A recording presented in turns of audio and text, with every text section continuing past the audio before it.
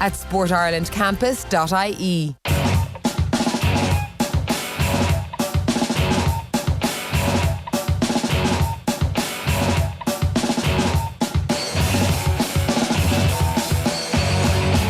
OTB AM. This is OTB Sports Radio. All right, you're very welcome along this Monday morning to OTB AM. It's Jerry Gilroy and Nathan Murphy here this morning with you all the way until 9:30. Wow, look what the cat dragged in. How are you? I'm pretty good. You're pretty good. You're the most travelled. Well, maybe are you this weekend? Normally Quinny's the most travelled man in studio of a Monday morning. But I don't know if Quinny travelled this weekend. He didn't, I don't think. But you did. You were at Anfield. Let's play some Salah. Salah hadn't scored in, was it, how many games against Man United? 4. Okay. Pre-game, I was like, listen. Chance for Salah to make it 2-0. United getting back. Mo Salah to settle for Liverpool. Salah scores in front of the Cup, and Liverpool are going 16 points clear at the top of the Premier League table. And Alisson runs the length of the pitch to celebrate. It's 2-0 at Anfield, and it's never heard noise like it. Mo Salah wins the game for Liverpool. Yeah, you were like good shape, Mo Salah. Whew. He's in good shape. I think this is one of those bookings that you take and you're like, give me the booking, give me the booking. When the referee took that slow walk over to book him in that very deliberate way of, I know everybody's looking at this and I know the crowd aren't going to like it, but Mo Salah didn't care less. In fact, he was still walking back, arms outstretched, and his jersey was about 15 feet behind him. Just put it back whenever I feel like it. I believe, according to Phil in the office, that last night was the first time that the Liverpool fans have sang, we're going to win the league. Literally, from the moment that Mo Salah goal went in was the first time that Liverpool started singing, we're going to win the league. We were here weeks ago giving out about the Liverpool fans not having enough self-belief and confidence that the league was done, that they needed to celebrate it, they needed to lean back and enjoy every single moment of this, but they were too tense. Yeah, but tension's gone. You weren't saying that in a, isn't this a great thing? You were saying it in a, they need to say this, so when it all goes horribly wrong, we can point back to this moment. We weren't. Which is what Liverpool supporters were well aware of. But yesterday was... the end. The end. The weekend was the end, because Manchester City again showing that they've major flaws, drawing with Crystal Palace, and you can't see them going on a 16-game winning run between now and the end of the season. It's just not going to happen. And even if they did, here's your tweet from yesterday: 7 clean sheets in a row, 13 wins in a row, 19 wins in a row at Anfield, 39 games unbeaten, 52 games unbeaten at Anfield. That's how you end 30 years of waiting for a league title. Like, the statistics are just insane. Like, this is, and Jonathan Wilson was writing about this at the weekend, like, this could well be the greatest Liverpool team of all time. Can't imagine this has happened before. Not a single Man United player touched the ball inside the Liverpool half for the first 9 minutes and 45 seconds of the second half. So I got home at midnight last night. You timed it. And I had noticed this as the game was happening, but I wasn't quite sure as to whether I'd missed something. So I got home midnight and watched back the first 10, 12 minutes of the second half. And it is insane. Not one Manchester United player touches the ball inside the Liverpool half. It was probably the realisation of what Klopp has been trying to do all season. Remember the first 5-6 weeks, and Kenny's on later, we spoke about him at the time, of Liverpool pressing so high up the pitch and how there was a danger. Like, that's what they did. Every single player, every Liverpool outfield player for those first 10 minutes was camped inside the United half, and they just couldn't get out. To get the ball back really quickly. To get the ball back, and they just broke, and that's where Oxlade-Chamberlain, Henderson, Van Yaldum got in, won back possession. There's a real danger in that, though, isn't there? In that you're pressing and the opposition already has numbers back. You've got to be insanely creative and believe in your own creativity to have that philosophy in the first place. Because if you're going to win the ball back there, already Man United have several players back. You don't have the length of the pitch, or you don't have at least like a third of the pitch to use your pace to get past somebody. But I think that's been the big change for Liverpool this season. It's not about their creativity. In fact, there was very little creativity shown in that 10 minutes, which maybe is why they didn't score, but they also created 4 or 5 chances where they should have. It's just blunt force. It's again and again. It's like a pinball machine with Liverpool. Yeah. Like, it just keeps going back, until eventually a team cracks or makes a mistake.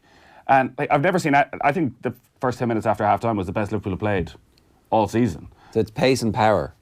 Absolute pace and power, and all you can do, and Damien Delaney spoke about this, about playing against this style of play brilliantly earlier in the season, that as a centre-back, if the ball's been pinged in at you again and again and again from a variety of different angles, all you can do is hoof it clear. Yeah. You don't have time to control the ball and try and pick out a pass.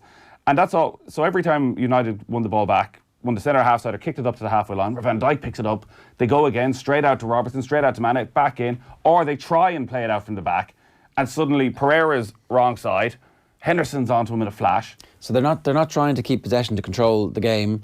They're going to control the game by always getting the ball back off you. Again and again and again. So now that was different yesterday. So say Sheffield United a couple of weeks ago, actually, once they got the goal, they just let the centre halves play it around and play it around and play it around and try to drag Sheffield United out a little bit. Right. But with United, they just thought, we got them on the ropes, we're going to just keep banging away at this. And like the sense at the stadium was, if Mo Salah scores that chance just after half time, which is 5 or absolute 6, sitter, that it would have been 5 or 6, that Liverpool were just absolutely flying. But maybe then, they did it on purpose so that Ole Gunnar Solskjaer can limp on for another season like Roy Keane wants. I don't think so.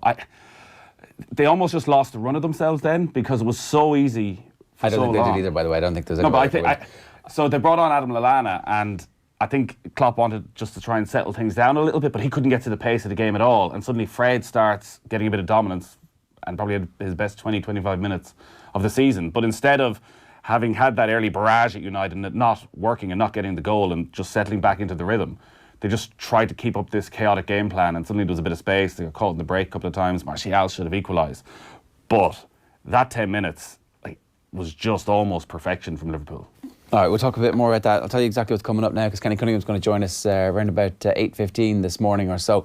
Before that, we've got rugby with Alan Quinlan, is going to be in about 9 minutes' time. In the meantime, we're going to bring you the sports headlines from the newspapers today. After that, a little bit later on, sports news with Tom Malone this morning at 8:35.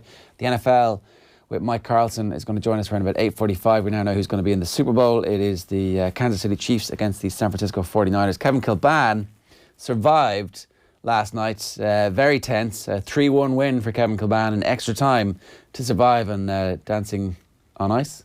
Yes. Dancing. Who voted against them? Barrowman.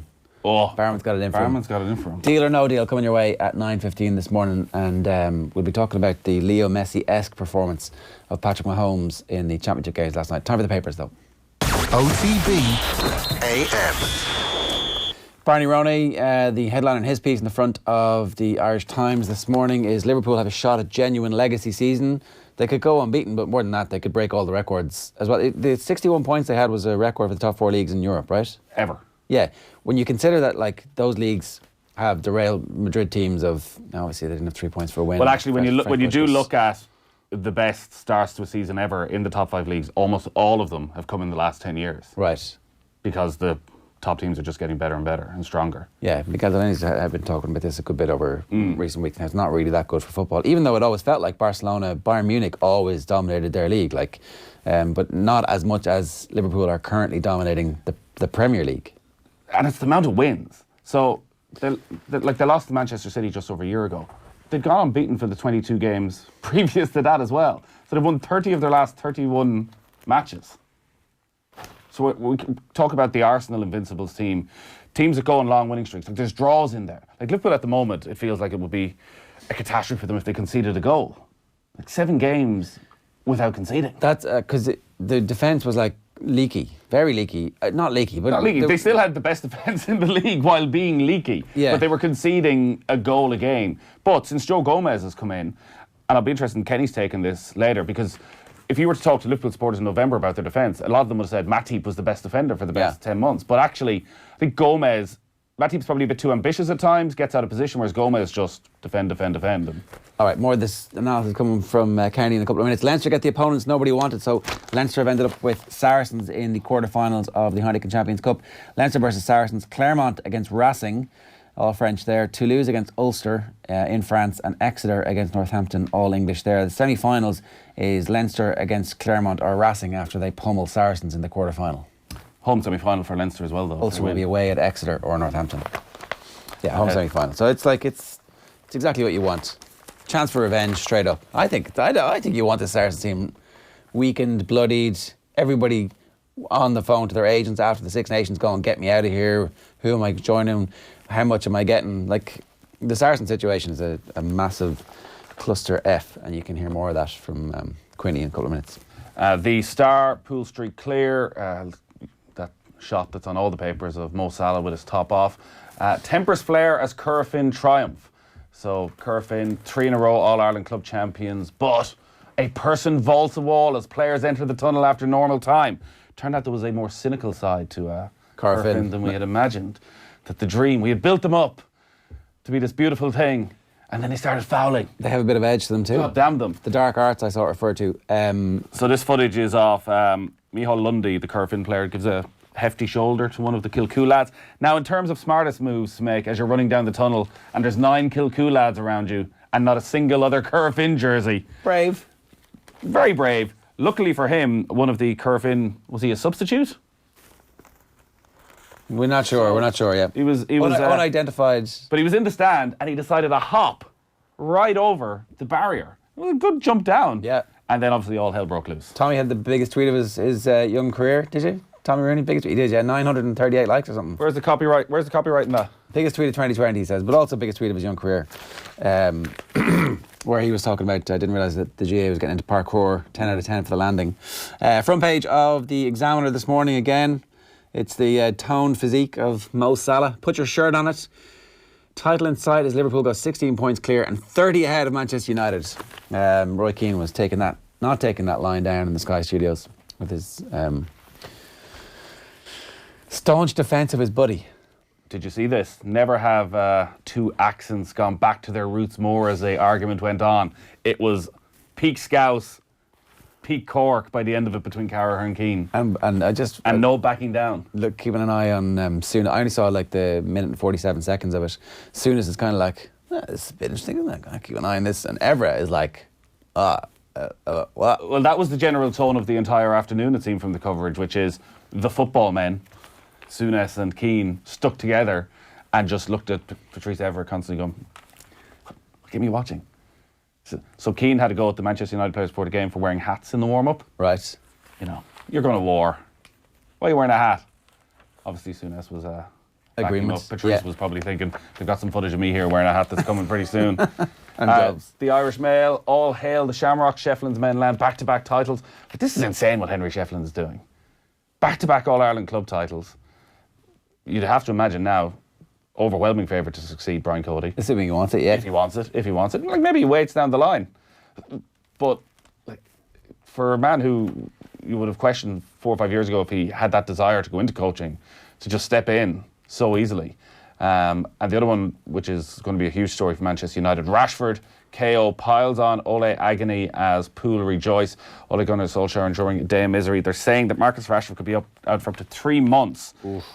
He's broken. He has a double stress fracture in the back and will also have surgery to remove floating bone in his ankle. He had a single stress fracture, it seems, for the last couple of months. And he had this ankle problem.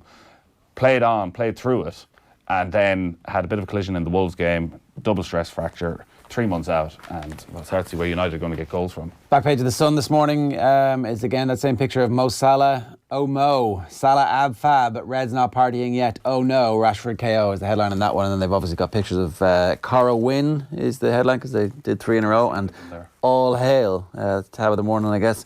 Ace of Clubs, Michael Fennelly lifts the Tommy Moore Cup as Ballyhale retain their All-Ireland crown. He was talking about the difficulties that he has to go through to actually even make it out onto the field of play, and how it's a young man's game, and how he's looking forward to taking over as the Offaly boss properly full-time now. Extra special for the greatest ever on the back of the Irish Independent. The real Corofin finally appear to see off the latest challengers, as what Joe Brawley is writing about. I was wondering what Brawley was going to say, because obviously he, probably more than anybody, has talked up this Corofin side. The beauty. We didn't enjoy the first 70 minutes, I think it's fair to say, but very much enjoyed their extra time performance when they finally showed what they could do. And also in their Larmour scare for Farrell as Leinster set up Saracens quarter-final. Quite a few injury scares, it seems, out of the weekend for Andy Farrell. Ahead the squad getting together this week. All hail the history boys. Champions cling to titles at Croker's. The headline in the Irish Daily Mirror. The English one is Vardy's Spot of Trouble.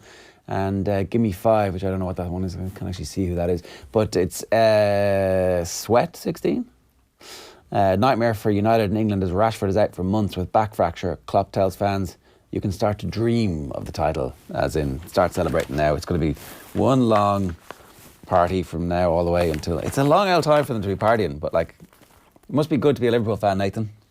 Well, yesterday when I was talking to many of them, Ger, on the flight home, they all certainly seem to be enjoying it. Yeah. Just a quick start contender for Tab in the Morning. The Reeling Stones. And this is, we were talking last week about the potential for John Stones to be joining Arsenal himself and Arteta sharing agent. And you're like, oh, well, will they get rid of him? They probably will get rid of him at this stage. You'd be like, yeah, off you go. Go on. You can get rid of him now. You don't even need his body. Who are you playing instead of him? Don't know. Otamendi? One of the kids. What's the point in having a $1 billion academy if your kids can't even play in big games in the Champions League against Real Madrid? The Evening Herald, hungry Reds march on. Liverpool captain Jordan Henderson says they're still hungry for even more success. And Farrell sweats an Larmour injury. Seems Jordan Larmour left the match in Italy with his foot in a moon boot. So they'll be hoping that's just precautionary. The Ireland squad travelling to Portugal this week for a training camp. The English Times, this is big news for the Six Nations. Billy Vunipola ruled out of Six Nations. If England don't have Billy Vunipola, they're not going to win the Six Nations. I'd like to change my prediction for the Six Nations from our crystal ball. We should do that again pre-Six Nations, and I'll pick against them, because Billy Vunipola is set to miss England's Six Nations campaign after suffering a broken forearm for the fourth time in the space of 2 years. The number 8 was injured 5 minutes into his Heineken Champions Cup victory against Racing yesterday. Broke his right arm in January 2018. Fractured it again 5 months later while on tour with England and South Africa. The same injury to his left forearm in October 2018, and knew immediately yesterday what he'd done. This is an amazing quote. It's a suspected broken forearm. Alex Sanderson, the Saracens assistant coach, said during the first half. He's broken both in the past, so you start to think there's something genetically wrong with him, he says, of his own players. On telly. Nothing worse than a weak forearm. Yeah, I mean, it's right. Family trait. Right. And then Stuart Barnes with the... I'm only going to read to the top of this, but in number one things that won't happen, Stuart Barnes, Saracen stars should take pay cut and stay with club. No chance of that happening. They're all out of there. I think some of them will stay. Well, I think that they're going to be...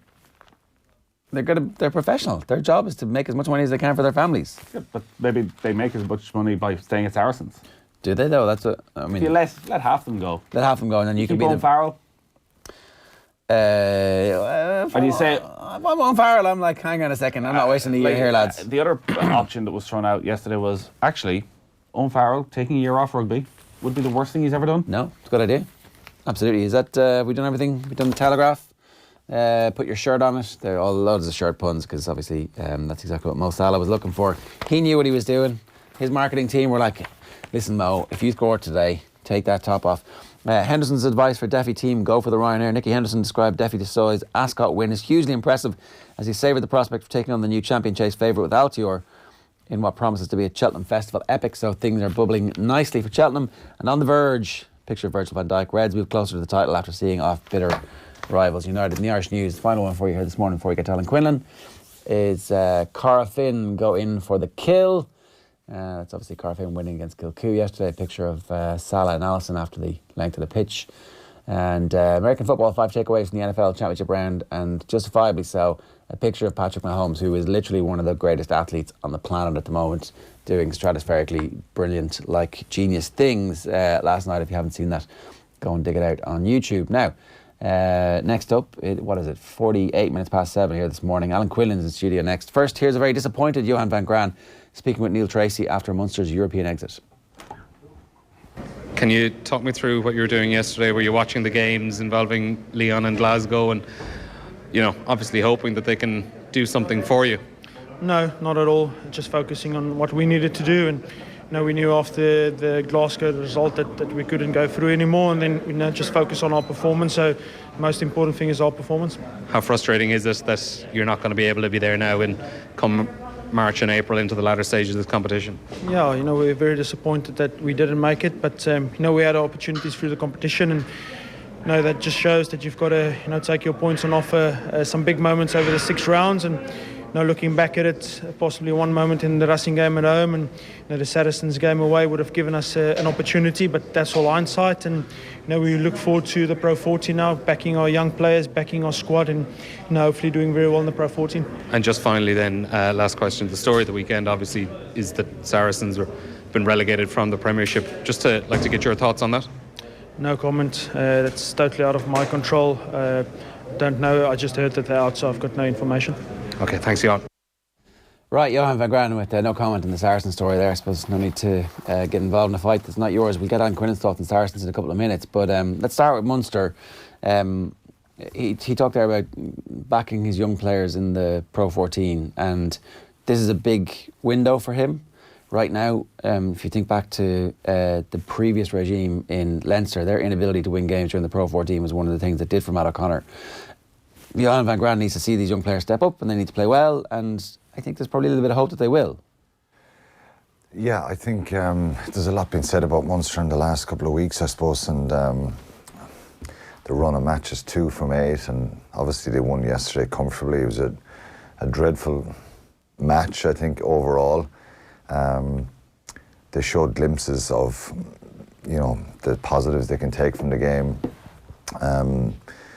A bit of a sombre mood there yesterday, obviously, because of the results on Saturday, and everyone was hoping to get to that stage that, maybe they were still in with a shout, but obviously the drop goal against Racing and giving Saracens the bonus point in the victory in Thomond Park, not taking one themselves over in Allianz Park,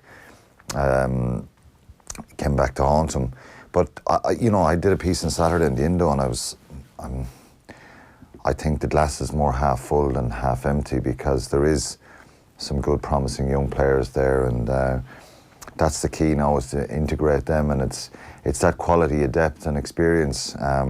Some of their under-20s, actually, good few of them, when they came back from Argentina in the summer, would have been integrated probably to play some Pro 14 games, but a lot of them were injured. And Jack O'Sullivan, Gavin Coombs, Craig Casey came off the bench yesterday. Liam Coombs, Diarmuid Barron. There's probably a good number who have been on the under-20s for the last 2 years, and the previous years they weren't. So he's got to integrate them now, because I think my bugbear is, and it's nothing personal against any of the overseas players, but there's a number of overseas players who are not starters, regular starters, and the impact they're making needs to be bigger. So they're just taking up their well, I think now, blockers. Obviously in the last couple of years, some of them were project players, and you're not going to get every project player right. They've been very unlucky with Tyler Blandell. I think he showed brilliant promise a couple of years ago. He's a top fella, but it hasn't worked out for him, unfortunately, with his injury again. And sometimes that happens, and it's very unfortunate on the player. But I think now, Finian Wycherley yesterday, Thomas Ahern, there's a really good young second row who played in the A team against Connacht the other day, and they've got to be integrated now, and that's probably the key when they come next year, when they've got Damien Dialende and RJ Snyman, 2 world-class players, World Cup winners. You got to build young players around them as well. So there's footage doing the rounds of Snyman taking a kick off one-handed and batting off the locals in Japan. Like, he looks like he's going to be a great signing for them, but he's also kind of having a year off in Japan. Yeah, he is. Yeah, he's a really good footballer for such a big man, and he brings that physical prowess that maybe they have lacked a little bit. Probably wouldn't. They're the type of everybody. But they are the type of players that you need to be bringing in if you're Munster. You can't be bringing in players who are. So if you're bringing in 3 or 4 overseas players, they have to be world class at this stage. And then there's been a period of trying to bring a couple of project players through, and that's down to financial constraints as well. So I think now the time is ready to try and get 5 or 6 of these young players into the squad and have them chomping at the bit to try and get into the European team and play more Pro 14. So they haven't been good enough, and that's the reality. You can look back at mitigation and injuries haven't helped. The weather conditions against Saracens, if they wanted to try and play and push a scoreline in that first game in Thomond Park in round 3, it was very difficult. Inconsistency in selection throughout that period from round 3 and 4 right through Christmas hasn't helped them. The World Cup, all that stuff, but ultimately there's a depth issue and a quality of depth that they need to try and increase. So I think the players love Stephen Larkham, and there is some changes being made there, and he's been really positive with them, and so I think overall it's there should be some cause for optimism. Of course, you dissect it and you put, because there's a pressure and expectation that will always be there with Munster now, whether they like it or not. they're also entering into the next 2 or 3 years where their world-class players of the last 3 or 4 years are probably just heading over their peak with O'Mahony, Stander, Murray, Earls. Those players are coming through. Like, do you see that over the next 3 or 4 years they can step into those boots, that they can get to that sort of level? Or do Munster need to... Yeah, some of them have potential. There's no point in me naming guys who haven't played and we haven't seen them at that level, but there's a number of guys that potentially can. But that just feels like if they're sort of, I don't want to say going off a cliff, but just heading on the way down. The succession plan is much better. When I vented my frustration in 2016 about Munster, I didn't see that this group of players that are coming through. There's still issues around tight head. There's issues around centres, even with this group of young players that are coming through. So it's just the way it is, but I think there's more cause for optimism with some of these players. And as you say, it's a very relevant point. The next 2 to 3 years, Conor Murray, Stander, Mahoney, Earls, these guys, they're going to be coming to the end of their careers. So it's about developing them and hoping that some of those guys can come through. And if Sneeman and Dialinde come in next year and they add value and that make them more competitive in Europe, well, it's much better for younger players to learn from them and develop and get time in the Pro 14. So going back to what you said at the start, Jerry, it's about bringing these players through, giving them game time. You saw Craig Casey coming off the bench yesterday. He's a really, really exciting prospect. Let's talk about Conor Murray. You gave him man of the match. Does this get him into the Ireland team? And also, I don't know. Cooney took a bit of a bang. I suppose some people would question that Stander could have got it. He scored 2 tries. He was played really well yesterday. Jack O'Donoghue, who's been probably Munster's most consistent players, was superb again. Playing 7? Playing 7, yeah. Is he a 7? Is that now? Are they just going to say, right, you're 7? Because where's he getting in the... He's not getting in ahead of any clear. He might... Who knows? But I think he's really...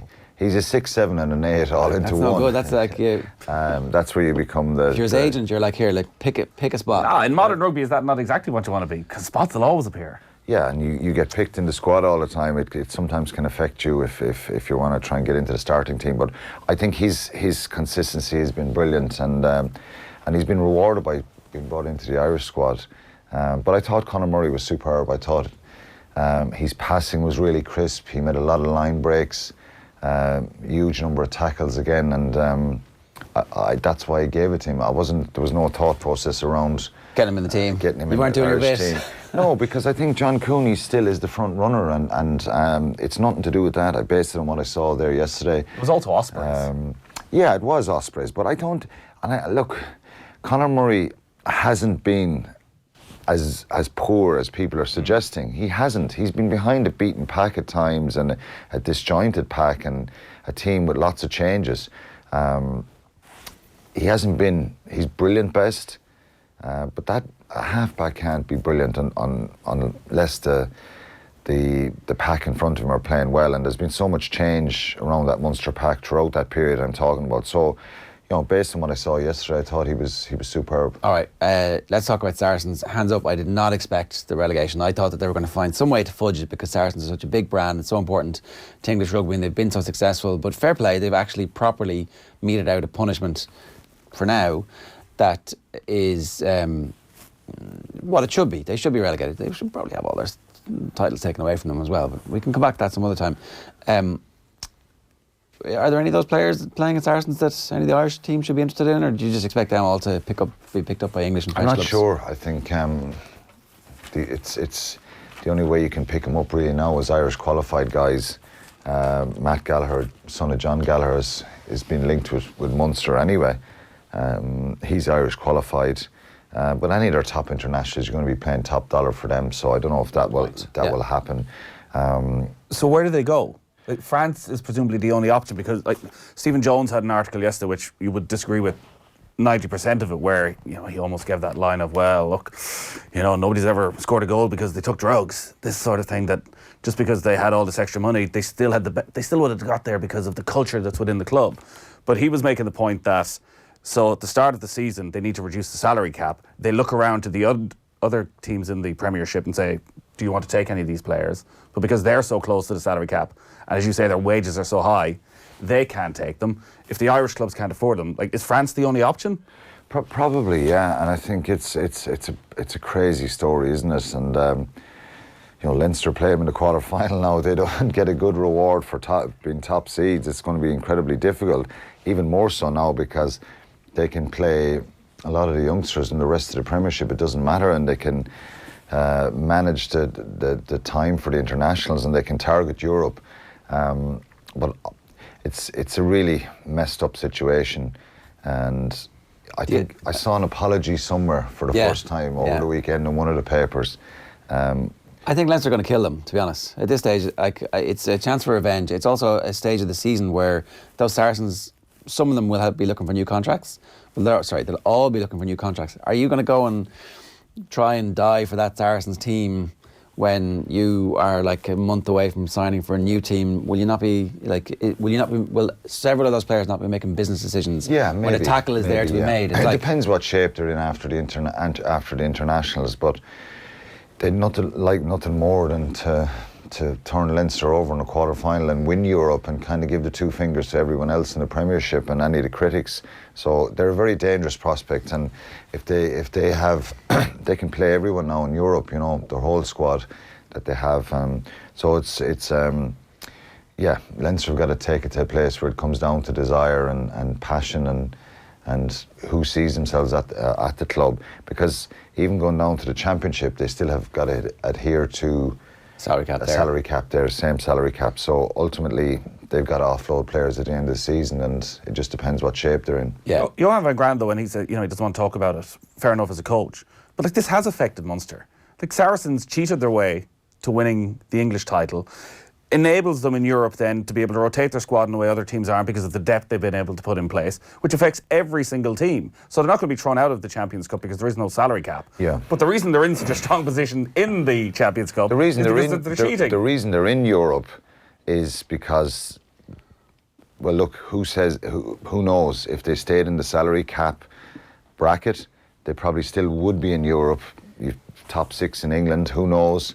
But well, if you look at the four players that had the deals, if you were to take those four players out, there's no way they're the best team in Europe. Maybe, and if they didn't have them last year or the year before or a couple of years ago, those two semi-finals Munster lost, who knows? But it's just amazing. I find it very difficult that mistakes have been made and errors around administration and paperwork. But if you go to your accountant as a sole trader and you say, do my tax return, his job is to highlight potential risks if you're pushing the boundaries with your expenses or whatever, and he then gives you information to say, look, we'll put this in, but if it goes awry, you have an argument to have with revenue or whatever. It's the same scenario. Saracens would have been told, look, this is dodgy. They've taken a chance in this. They've taken a risk to push the boundaries with those deals with the players, those co-investments. So salary cap is a really good thing. Teams who break salary caps deserve to be punished, and it fixes the league. It makes it unbelievably competitive. What frustrates me the most, and I think the findings of this, of how much over the salary cap they've taken relegation here, obviously, because I think it'll be more damaging if the findings and they're fully audited, if that all comes out, because who knows, they're obviously have stuff to hide, so they've taken the relegation. But I think it should come out, it should be made public for the good of rugby going forward, and that this shouldn't happen again. We're nearly out of time here, we're completely out of time, but Leinster did play Deegan and Doris in the same back row. Interesting to see. When I saw the team the other day, I thought maybe that's an Andy Farrell conversation with Leo Cullen to see Max Deegan as a six and Doris and how they played together. And Stuart Lancaster said in an interview with 5 Live that he expects Ireland to play a bit more like Leinster, not exactly the same, some changes, but that's good, right? It is, yeah. I think you just have to be careful. We need to see something different here, and hopefully we will in the next few weeks, but sometimes the Six Nations can be pragmatic as well, and you need a good kicking game, and you need to play in the right areas because it's more or less cup rugby. Yeah, all right, good stuff, Alan. Thanks a million. 8:04 this morning here, this Monday morning. Plenty coming up in the next hour. Mike Carlson, Kenny Cunningham, Kevin Kilbane, and our top 5 stories. We'll be back in a minute. OTB AM on OTB Sports Radio, Ireland's first and only sports radio station. Off the ball. Salah takes a shot. Oh, Mo Salah with one of the goals of the season. throw your lot in and play senior international football with somebody. That should be the end of it. That's brilliant! Oh my goodness me! You will not see a better try. Who will be All-Ireland champions? Who will see their dreams turn into reality? Whose names will be etched in history forever? OTB Live. Never miss the action right here. Every Saturday and Sunday on Off the Ball. The Sport Ireland campus Blanchardstown is the home of Irish sport, not just for our athletes, but for you and the community. For families, check out our kids' camps, sport academies and birthday parties. For adults, why not join our newly refurbished gym with a 50-metre swimming pool, or book one of our world-class indoor or outdoor facilities, including our athletics track, sports pitches and courts. And for companies, check out our team building days, conference facilities and events. All this and more at sportirelandcampus.ie. OTB AM. Right, very welcome back. Our top 5 stories this morning that we're talking about. Number 1, Turloughmore are intermediate All-Ireland club champions. Corofin, obviously, senior All-Ireland football champions. Ole Gunnar Solskjaer. It's a talking point. Big row in the Sky studios yesterday between Jamie Carragher and Roy Keane, as Keane rode to the rescue and says, Ole Gunnar Solskjaer needs more time. But does he really need more time? Do we not know exactly how the film is going to end? Did they not set up everything in the first 3 acts? And we know acts 4 and 5 already. Number 4, Champions Cup, is really more Saracens and Leinster now picked up against each other in the quarterfinals. Ulster in France away for their one, and Kilbane on ice. Vastly improved performance from Kevin Kilbane. We're going to hear how he knuckled down eventually and took all the advice to heart and became really good. Let's go back to Tommy Walsh winning his 10th All-Ireland title at the weekend, the Kilkenny legend, when he was very first with the club Turloughmore. Here he is with Maura Trassa straight after Saturday's dramatic win against Father O'Neill's. I'm joined now here by my usual partner in crime, but a different kind, Tommy Walsh. We're going to discuss your performance a bit, but you're here as a player tonight and as an All-Ireland champion again, but with your club. Yeah, tis incredible really. We came from the depths of despair the last couple of years and probably were wondering would we ever get over the line in Kilkenny, and now it's all after coming into one year, and it's just an incredible time for everyone. And you know, I said it to the lads earlier on, like the club is just so much more. It's the soul of the place, and like everyone in Turloughmore is flying it at the moment. Like we've a great racquetball club. The mothers and others have 36, 37 playing Gaelic football. We have an athletics club. This is all down in the hurling field, and it's just a magical time, like, you know. And I said to the lads inside, it's like being in Disney World for the last 3 months, and you know, it's just what a time, like, to be a player. When we were up there actually in the press box over the summer, we were discussing even the Lion King movie of all things, and you bring in Disney. This is a dream, like this is a dream come true that you told me I think 2 years ago you'd love to do it, but you just said I don't ever see the day. But the night has come. Yeah, the night has come, and I always hope like that maybe you'll get a bit of luck. And like we came down training, there's 600 people in our parish. We were training last night below in the field, you know, kind of a couple of lights we have there, and I'd say there was 500 people there on the bank watching us, clapping us, cheering, and we were very focused on the match itself, but just everyone together. And like we had the parish league final the week before the county final, we had about 500 people at that as well, so the club is just working so hard, and just to get days like this, like usually our heads are down and we're commiserating with each other and telling each other to keep it going, but I suppose we brought in youth in the last couple of years and they're after driving the whole thing. That's class, isn't it? I could not be happier for anybody. There's like 5.5 minutes of that goodness out there if you want a bit more of it. Like he has spoken about this over the last 18 months, 2 years, just how much the club means to him. Like they went back playing football in Turloughmore as well. They set up a football team just to sort of keep themselves ticking over when the hurling wasn't happening, to keep themselves fit. And for the Walsh family, there's a brilliant photograph of the 4 lads who were on the team, the father who's running the sideline, and like that's what club is all about. Like Turloughmore, who I think they won the first ever Kilkenny senior title about 125 years ago. Like the history of the club, they had 2 players in the team in the millennium. Technically they're the most successful club in Kilkenny, yeah. Like it's ridiculous, and obviously then the world changes, the population of the place changes, they struggle against the big city teams, yet they get their day in the sun, and like for Tommy Walsh it's just like superstar. I do think as well that the intermediate, there's the picture of the family, it's class, isn't it? having the competition reach All Ireland, like it's great that this exists. It's great that these teams can have this day, that it's not just you and your intermediate title and then that's the end of it, that actually there is a proper one there as well.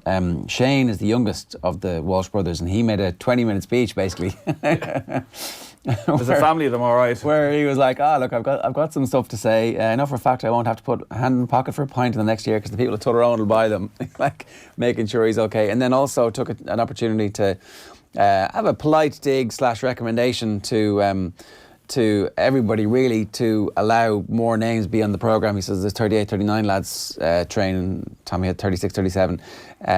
And they all need to have their name in the programme on All Ireland final day. Like, I mean, you know, they kind of do, don't they? Why not? Like, all right, maybe officially you only name 30, but have their name there. If they're there training every single day of the week.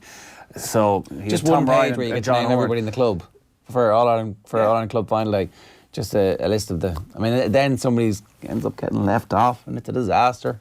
There's a typo. What's happened? It'll be fine. He also mentioned, which I think he did after the county final as well, about the garage he works in Kilkenny. But he's going to be off the next 2 weeks. But after that, you come in, it's the only place to get a car. To my own boss, Michael Ling Motors, for giving me the next 2 weeks off. If ever there's a place to buy a car after the 2 weeks, I'll be there. This could go on a while. I'm not going to do it again. I'd like to thank Croke Park. The pitch is like an AstroTurf out there. We've been training in a dog bog in Turloughmore for the last few weeks. It's certainly not like that out there. Next, I'd like to thank AIB for all the money we're getting. Do you get money? I don't know. You get a lump sum? I'd like to thank Glambia for the dozens and dozens of litres of milk after every session. Jesus, there you go. All well, very well looked after. So I think these ones, these stories, in some ways the stories from the intermediate clubs are almost as good, if not better. And sometimes the senior clubs, you've got to be unbelievably driven as a club to win a senior All-Ireland because you've got to make that declaration almost 18 months out. The management team needs to be assembled, their backroom team needs to be, who's paying for the GPS, how are we raising funds for that? Like with Turloughmore, it was like, let's go for it. And there's a purity to the intermediate stuff in a way that like almost all of the senior clubs are the super clubs. Now Kilcoo come in and maybe something of an exception, but you feel in an awful lot of counties you can pick the 2 or 3 teams that are going to be competing and then the 2 or 3 who actually a county title isn't enough for. Yeah. Whereas the intermediate, what's unusual I think when the intermediate is that it's gone on to be a national story because quite often for intermediate teams winning the county is everything. Yeah. Yet Tommy Walsh on the pitch at Nolan Park after they won the intermediate was within minutes. We'll enjoy tonight but we want Leinster, we want the All-Ireland. And Kilkenny, clean sweep. Intermediate, junior, senior All-Irelands. Yeah. They haven't gone away, you know. That's the subtext. Who could have predicted? Let's turn to Corofin. Possibly the greatest club side we've ever seen. I think certainly the 3 in a row would suggest they are. Corofin, tell you what, you weren't saying that. You wouldn't say that now in Cross McGlen. I think that there's definitely a case to be made, isn't there? It's the style of football as well. Cross McGlen. Well, this was the first. This was probably the first of the 3 where they didn't deliver in the final. So generally, what's been so sensational about Corofin is, I like the dubs. When it comes to the day of the final, that's what they saved their best performance for. They absolutely blitzed teams. Whereas yesterday it was a proper dogfight. I only saw the clips online when I was coming home from Manchester, but the talk was about the cynicism. And I can't believe this Corofin team we built up to be this thing of beauty are fouling, trying to hold on to their lead in a low-scoring game. Anything that has to be done, you got to do. Like Dublin Mayo, which year, Tommy? 2013, the last 10 minutes. Of course, you do what you got to do. That's what the great sides all do. Corofin manager Kevin O'Brien spoke with Maura Trass after his team became the first ever side to win 3 AIB All-Ireland Club Senior Football titles in a row. Lots of people want a piece of you, so I wanted to go off celebrating. But the one thing that I personally like about your club is that it's more than just football. It's people just show up, play football, but you're always telling them, have fun. There's a life outside of football. And like every parish in the country, Corofin knows there's good times and bad times. But you guys, you play football to just enjoy yourselves. Yeah, it's about, and that's what it's all about. We had a tough week within the club, and I suppose the family unity kept us together. And we speak about going out and enjoying yourself. And the last thing I said to the lads today in Johnson House was, we're going to enjoy this game today, and we're going to enjoy the challenge that Kilcoo are going to throw at us. And before we left the dressing room, I told them to go out and enjoy it, and play with a smile on your face, let your shoulders back and enjoy this, because these opportunities don't come too often. And it's I'm a firm believer, if you're happy, sure, you'll play better, like, you know, and we don't do any shouting or roaring around that, you know what I mean, and that's important. It's just... well, now, hold on a minute now. Full time when you were coming in there's a bit of shouting and roaring and jostling and jumping and a few arms and legs flying. Come on now. Yeah, I suppose there was. Listen, I think the system has to be looked at. The halo is slipping. Yeah, the system has to be looked at, where you let two teams in. You know, it wouldn't happen in a GAA football championship where you're letting two teams in at the same time. There's going to be issues. There's going to be pushing, whatever, like, and you know, but you could argue if they had their manners, it wouldn't be a problem. Well, that's not up for me to decide, you know what I mean. So, but I just think it's probably important. You know, it was probably you know, it's just something that needs to be addressed and looked at. If you're going to put players in those situations, you may have problems, and you know. Yeah. So I don't think it was that big a deal in the end, was it? No, but a bit of a schmozzle. But he probably has a bit of a point. You are asking for trouble in Gaelic football, where there's the blood is a little bit of argy-bargy. Tight spaces can all suddenly escalate. People hopping over the fence to get involved. Fair play to the TG Car cameraman for running down the tunnel with them. That's exactly what you want to see. Do not go to an ad break. Oh, whatever you do. Do not apologise for the unsavoury scenes. Keep talking. I was watching two different matches at the weekend where the commentator apologised for language from the crowd. Hey, why? Yeah. You're watching the match. I think that people still pretend that their children can't hear this stuff when actually they're hearing worse at home most of the time. Oof. Certainly in your house anyway. Certainly not. We can say that for the Dadcast. Corofin 3 in a row. It is I wonder, Ballyhale did the back-to-back as well. I wonder, with the condensed year, is this an unusual scenario where your team can stay at a level? I mean, it's not the full. I mean, it's still, I don't know. I'm trying to work out some reason here, and it's 10 months as opposed to the normal 12 months that you'd need to be. Having said that, after the game, Ballyhale were talking about the fact that, like, you know, it was actually quite hard for us to stay at that level for so long. It feels like we were just here. But maybe in a way, because the glory was so close, it was like, let's do it again. We can just keep this ticking over. But it does feel like it's 12 months. Pádraig Walsh was in here on Thursday, like, saying that they went back in with Turloughmore this week after Kilkenny were beaten in the All-Ireland final. Right. And he's going to be back in with Kilkenny, you'd expect, in the next 2-3 weeks. Yeah. So it is very much 12 months. But yeah, Corofin, I was down there a couple of months ago. We did a panel down there with Ray Silk and some of the legends, and everyone you talk to says, like, they are treated as well, if not better, than the Galway footballers. Like, they have absolutely everything they need. It's like Corofin itself is this tiny sort of one-horse town. There's a pub, there's a Gaelic pitch, but it covers this huge expanse just outside Tuam. So I think they've got 4 or 5 national schools they can tap into. And I don't think Galway football, club football, is in a particularly strong place whereby there's going to be too many to challenge them. So they're not going away anytime soon. Right, here's David Myler, co-commentator with Nathan for Off the Ball in Anfield yesterday, on whether or not Liverpool can go undefeated in the Premier League. Kenny Cunningham's next. Like, everybody will just say Liverpool have won the league title. You know, Nathan said to me, surely they've won the league title. I'm kind of going, in the back of my mind, you're still thinking they can't continue to go on like this. I said ages ago, when they were on such a successful run, I felt February would be the time they would, you know, drop points. I don't know why I have that in my head. Everyone was talking about the Christmas fixture list. I just felt that February would be the time where they'll draw games. But look, do you still think their that? Lead, I still do, for some reason. I don't think they'll go unbeaten. I don't know why. I think they'll just have a game where there'll be a couple of mistakes or something. It will just be just the way it will go, and I think they'll end up losing a game, but that then will refocus the team again. But I don't think they're looking at the invincible record. I think they're just so solely focused on winning that first Premier League title. If you were in that dressing room, would you be mentioning the invincible thing? We got to keep, like, in a sense, everybody knows the league is probably done. They probably know it deep down, and they're enjoying that. Would you be in that dressing room thinking it's worth even as motivation, even as a keep everybody on their toes and focused? We should be going for 49. We should be going for 49. Getting that into everyone's head. Would you use that? No, I wouldn't. Like, look, we're you're going to see a whole host of social media interviews with Sky, what have you, match of the day, and I guarantee you every player will say we're just focused on the next game. I think that really is their mentality. That's what Jurgen Klopp has instilled in them. They're just looking at their next fixture next week, and then they will just say we're going to win this game, we're going to win this game. They don't think of the invincible record. I think it will only become something once the league title is actually mathematically won. I don't think they'll actually focus on it, and of course they also need to win it, but also be unbeaten at that time once they've won it. It's funny that next game mentality was exactly what Kevin Kilbane said last night on Dancing on Ice. Game number 49, Manchester City at the Etihad. Right, so it could be done, that could be the day. one. Kenny Cunningham's with us. Good morning to you, Kenny. Morning, chaps. All right. What is the motivation for this team to keep getting better? And how do you stop people from thinking about all of the records that they're capable of setting and that they could set, and just focus game to game?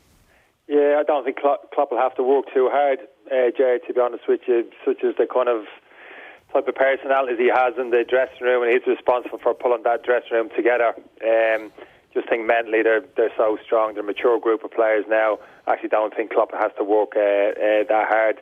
They know what's in front of them, and certainly in the short term, in terms of league title and Champions League, I'd suggest as well, which hasn't got a huge amount of chit-chat of late, but more so than the Invincibles, this going the whole year unbeaten. For me, the focus very quickly now is going to switch towards the Champions League and actually defending that title, because they'll never get a better chance from me to go back-to-back this group of players, Champions League titles.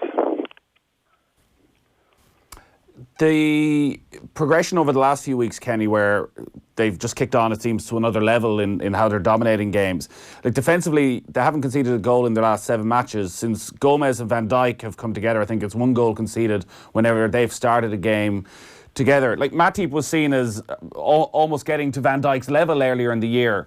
What is it about Gomez that has improved Liverpool defensively? Better one-to-one defender, quicker, more athletic. When Liverpool throw players forward and teams look to counter-attack, you always felt Lovren and Matip in opposition centre forward, you get him 1v1 down the channels, you'd have a bit of joy. That's not the case with Gomez. He's as quick as Van Dijk, not quite as mature yet, but he'll get there. I'm just surprised it's taken them so long to put them back together again after the way they started last season, because they're the future. And they've got to stick together now. Forget about bringing Matip and Lovren in and playing for a few games here and there. Gomez needs consecutive games. He needs 20, 30, 40 consecutive games now under his belt, and he'll get better, and the partnership will get better. But I don't agree with you. It's just the two of them coming together. You'd be foolish in thinking that the position of Jordan Henderson in front of them hasn't played a huge part in terms of those clean sheets. I've said it before, it's no coincidence. Fabinho going out of the team and Henderson being dropped into that defensive midfield position, for me, has been even more important than Joe Gomez coming in alongside Van Dijk. It's that axis, those 3 players, that axis of Gomez, Van Dijk, and most importantly, Henderson in front, who's been the most responsible in terms of those clean sheets over the past month to 6 weeks. What's the difference between Henderson and Fabinho? Better defender. Simple. Better defender, quicker over the ground, sees danger, tracks runners. Just a better defensive midfielder than Fabinho. Fabinho, good player, good footballer, very comfortable on the ball, but he hasn't got Henderson's mobility. He doesn't sense danger, and he just doesn't give as good a screen in front of that Liverpool defensive too. I think that's pretty obvious for me. So it'd be interesting to see with Fabinho now fit how Klopp manages the team between now and the end of the season. Clearly they'll both play. Fabinho come in, he's a good player of course, but for me, when those big games come around, particularly the Champions League games, no big games now in the league, between now and the end of the season, the league's done to a certain extent, but for me these big Champions League games now coming down the road, Atletico Madrid at the first one of those, has to stick with this that axis of Henderson, Gomez and Van Dijk, because those 3 there guarantee clean sheets. If you can guarantee yourself clean sheets going into knockout stages of the Champions League, yeah, there's a fair chance you're going to go and win that competition. He was obviously a big fan of Fabinho and also of what Jordan Henderson could do sort of on the right of that midfield 3. From what you've seen of Klopp, do you think he is, smart enough isn't the right term, but do you think he looks at what he's seen over the past 2 months with Henderson in that deep role and actually realise, you know what, we're a lot more solid with him there than Fabinho, and as much as I spent and invested a lot of time in Fabinho over the last 18 months, I've just got to stick with this now? I'm not sure he will, because I know he's a big fan of Fabinho, and I can understand why. He's got some very good qualities, like I've mentioned, but the second qualities I'd be looking for in that position, in that Liverpool team, going into this stage of the season with what's at stake, and particularly in terms of the Champions League, like I've said, for me it's always Henderson that area of the pitch. He has the luxury of the fact that Henderson's so versatile that he can play Fabinho there. Fabinho can only play in the the anchor midfield and midfield in that Liverpool 3. You can't play in any other position. Henderson can, and that's the luxury you have with Henderson. If Fabinho sitting Henderson and another in that midfield 3, he can get box to box Jordan. He can make a contribution going forward in the final third of the pitch. But that might become a little bit more difficult because of the kind of grown maturity of Oxlade-Chamberlain. Oxlade-Chamberlain for me now is very close to becoming an automatic starter in that Liverpool midfield 3. And if that's the case, it becomes a little more difficult then to kind of get Henderson into that advanced midfield position when you got the Wijnaldum there obviously as well, who seems to be a firm favourite at Klopp. Again, I understand why they're all good players, so it's a great conundrum for Klopp to have, but for me it's an easy solution. If I'm a Liverpool supporter, if I'm a Liverpool player, I'm a Liverpool centre half. I'm not comparing myself to any of those Liverpool centre halves. The one player I want to see in front of me, 10 yards in front of me for the majority of that game, is Jordan Henderson, because he's the one I trust in terms of the defensive aspect of his game. Oxlade-Chamberlain was brilliant yesterday in that spell after half-time, and I was surprised in a way they took him off. Now maybe they're still managing him as he's getting back to definite 100% full fitness. That's a good point. But I was surprised. When Lallana came on, and generally Lallana's done well, but he struggled to get up to the pace of the game. But just on that 10-minute spell, I spoke about it earlier, I went home to watch it back. Manchester United, Kenny, not one of their players touched the ball in the Liverpool half for the first 10 minutes of the second half. Not one of them. I can't imagine that's ever happened to Manchester United before, never mind any other team in the Premier League. What Liverpool did there and how high they pressed and just sort of suffocated Manchester United, is that everything that Jurgen Klopp wants from his team? Well, yeah, we've seen that consistently. Probably haven't seen it consistently actually maybe this season, first kind of 4 or 5 months of this season. I think we've said it a couple of times, as well as Liverpool have played in terms of results. For me, they haven't hit optimal performance, and I always felt if they could tap into that second half of the season, then they're just going to go further away from the teams chase them, and actually would put them in a great position to go and win the Champions League. I think we've just seen the signs of that from Christmas into the new year. I wouldn't say they've found another gear, but the performance levels, certainly for periods during the game, haven't been far off that. And we saw a bit of that yesterday for a period there during the first half, and certainly the opening period of the second half. Yeah, they absolutely blitzed United. I wouldn't say it's necessarily the deficiencies of Manchester United. I don't think any team, Manchester City can't live with Liverpool when they play at that pace. You know, that kind of physicality which they showed, you know, get around to the tackles that they make, the tenacity. It's one of the problems that actually Manchester City have had this year. One of their big faults is in terms of how they retrieve the football. They just haven't been getting around the pitch collectively as a unit, haven't been as tenacious in winning back possession of the football as they have done previously under Guardiola. That's the big drop-off from them this year. Liverpool don't suffer with that, certainly not. The manager doesn't accept it, the players don't accept it of each other either. So yeah, you're absolutely right. There was periods yesterday they absolutely, Manchester United couldn't live with them. But I give Manchester United credit for staying in the game. They hung on their coattails, they dug deep, they got themselves back into the game. You know, and possibly maybe could have forced an equaliser. Probably wouldn't deserve the Liverpool, clearly the better team. But I give Manchester United a little bit of credit for showing a little bit of character yesterday in terms of staying in the game. Kenny, just how good are this Liverpool team historically in terms of the context, the numbers that we're seeing them rack up are up there with any team that we've ever seen. In your view, just how good are they? I think so, yeah. I don't get too caught up in they're the best, no, they're the best, no, they're the best. It's kind of an argument, George, you know, it goes around in circles somewhat, you know, different. You know, trying to compare it with a team that played 20 to 30 years ago, it's a different time, so don't waste too much time on that. But I certainly grouped them together with some of those great Liverpool teams that have been mentioned. Some people say they've got to put the trophies on the table. I suppose fair enough. But in terms of the individual quality on the pitch, collectively how they're playing as a team, and just in terms of you know where just there's no weakness there. Like, it's the beauty of how Klopp plays. It's the type of football I actually enjoy watching. It's more of a direct style of football. They don't hang around and get the ball back to front, to get the ball up there early. They go in behind, they run team down the channels, they turn opposition defences, they put a huge amount of crosses into the box fast of the game, which you don't see a huge amount in the modern game. A lot of coaches encouraging players to come on the inside and play a lot of combinations in that middle third of the pitch. Liverpool don't. They get into wide areas, they put the ball in the box, they commit players into the box. I think it's great to watch. It's exhilarating football for me, and as well as the way they hunt the ball as well in terms of the attitudes, the work ethic. So yeah, they're a wonderful team to watch. They play a brand of football which really excites me, not necessarily the possession-based football which we're used to seeing, and to be honest, which can bore me sometimes over a period of time. And yeah, good luck to them. It's all ahead of them, not just this year, but for the next 2-3 years. This core group of players is going to stick together, and they're going to get better because of the maturity of a number of the players. Gomez, Alexander-Arnold, Oxlade-Chamberlain. These players are only going to get better and better. I'm interested in your thoughts on United defensively, and particularly Wan-Bissaka, who has been seen as one of the success stories for them, but like his head was spinning in that spell after half-time yesterday as they attacked down that left-hand side, Liverpool.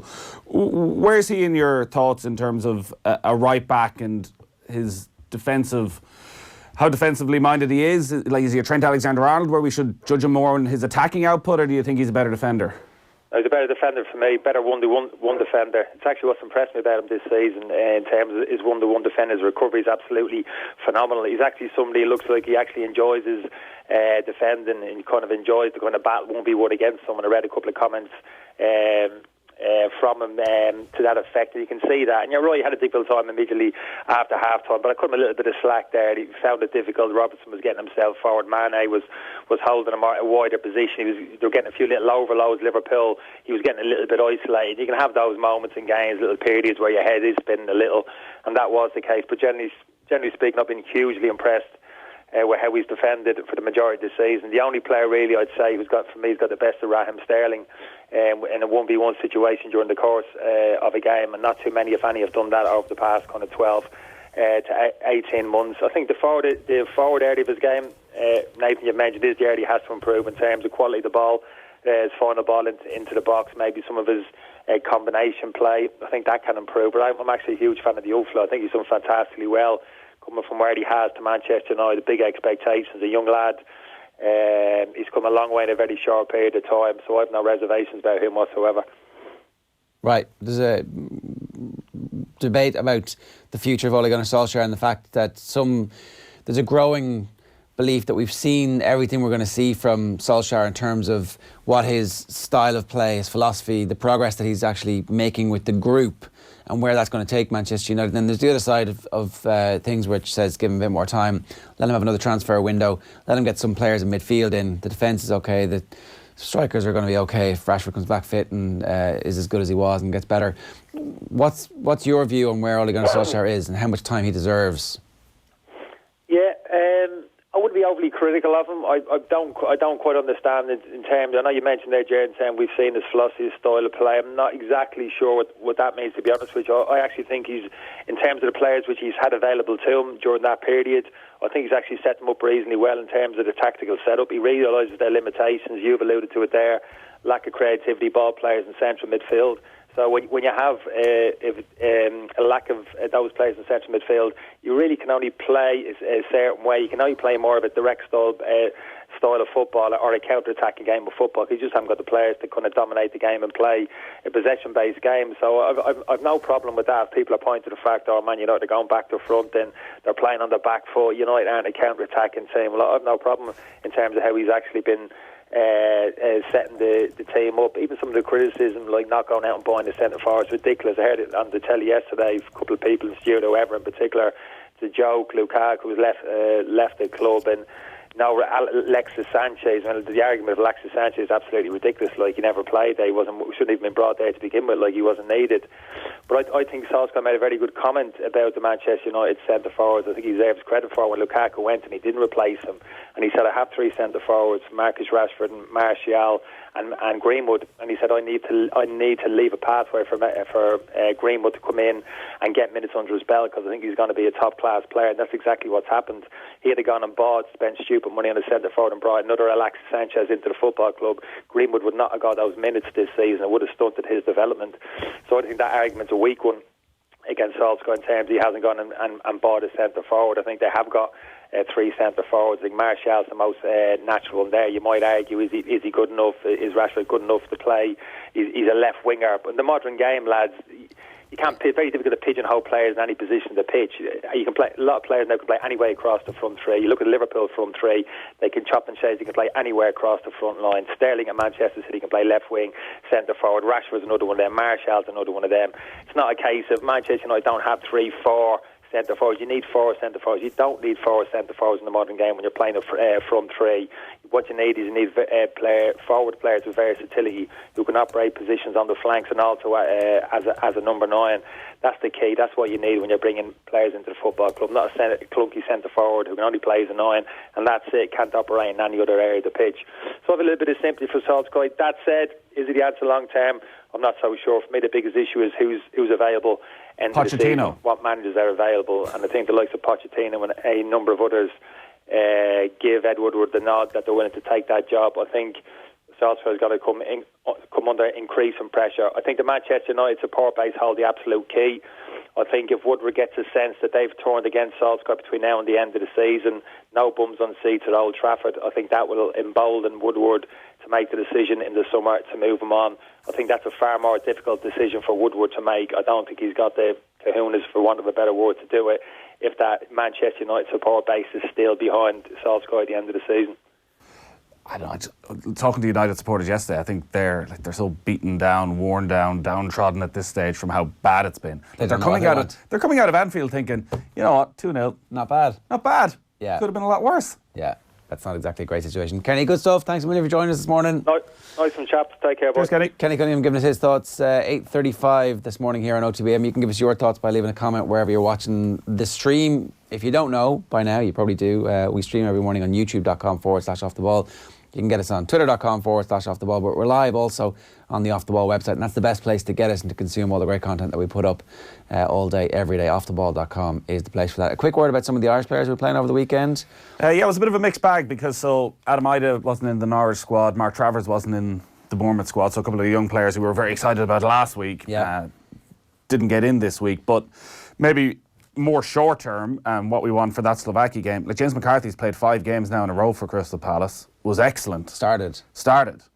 Now, I wasn't quite sure what the relationship between the McCarthys is. No, and that is... It didn't feel like he was... So you might remember that interview Stephen Doyle with him, which was just before it was announced he didn't want to come in the squad, where it was...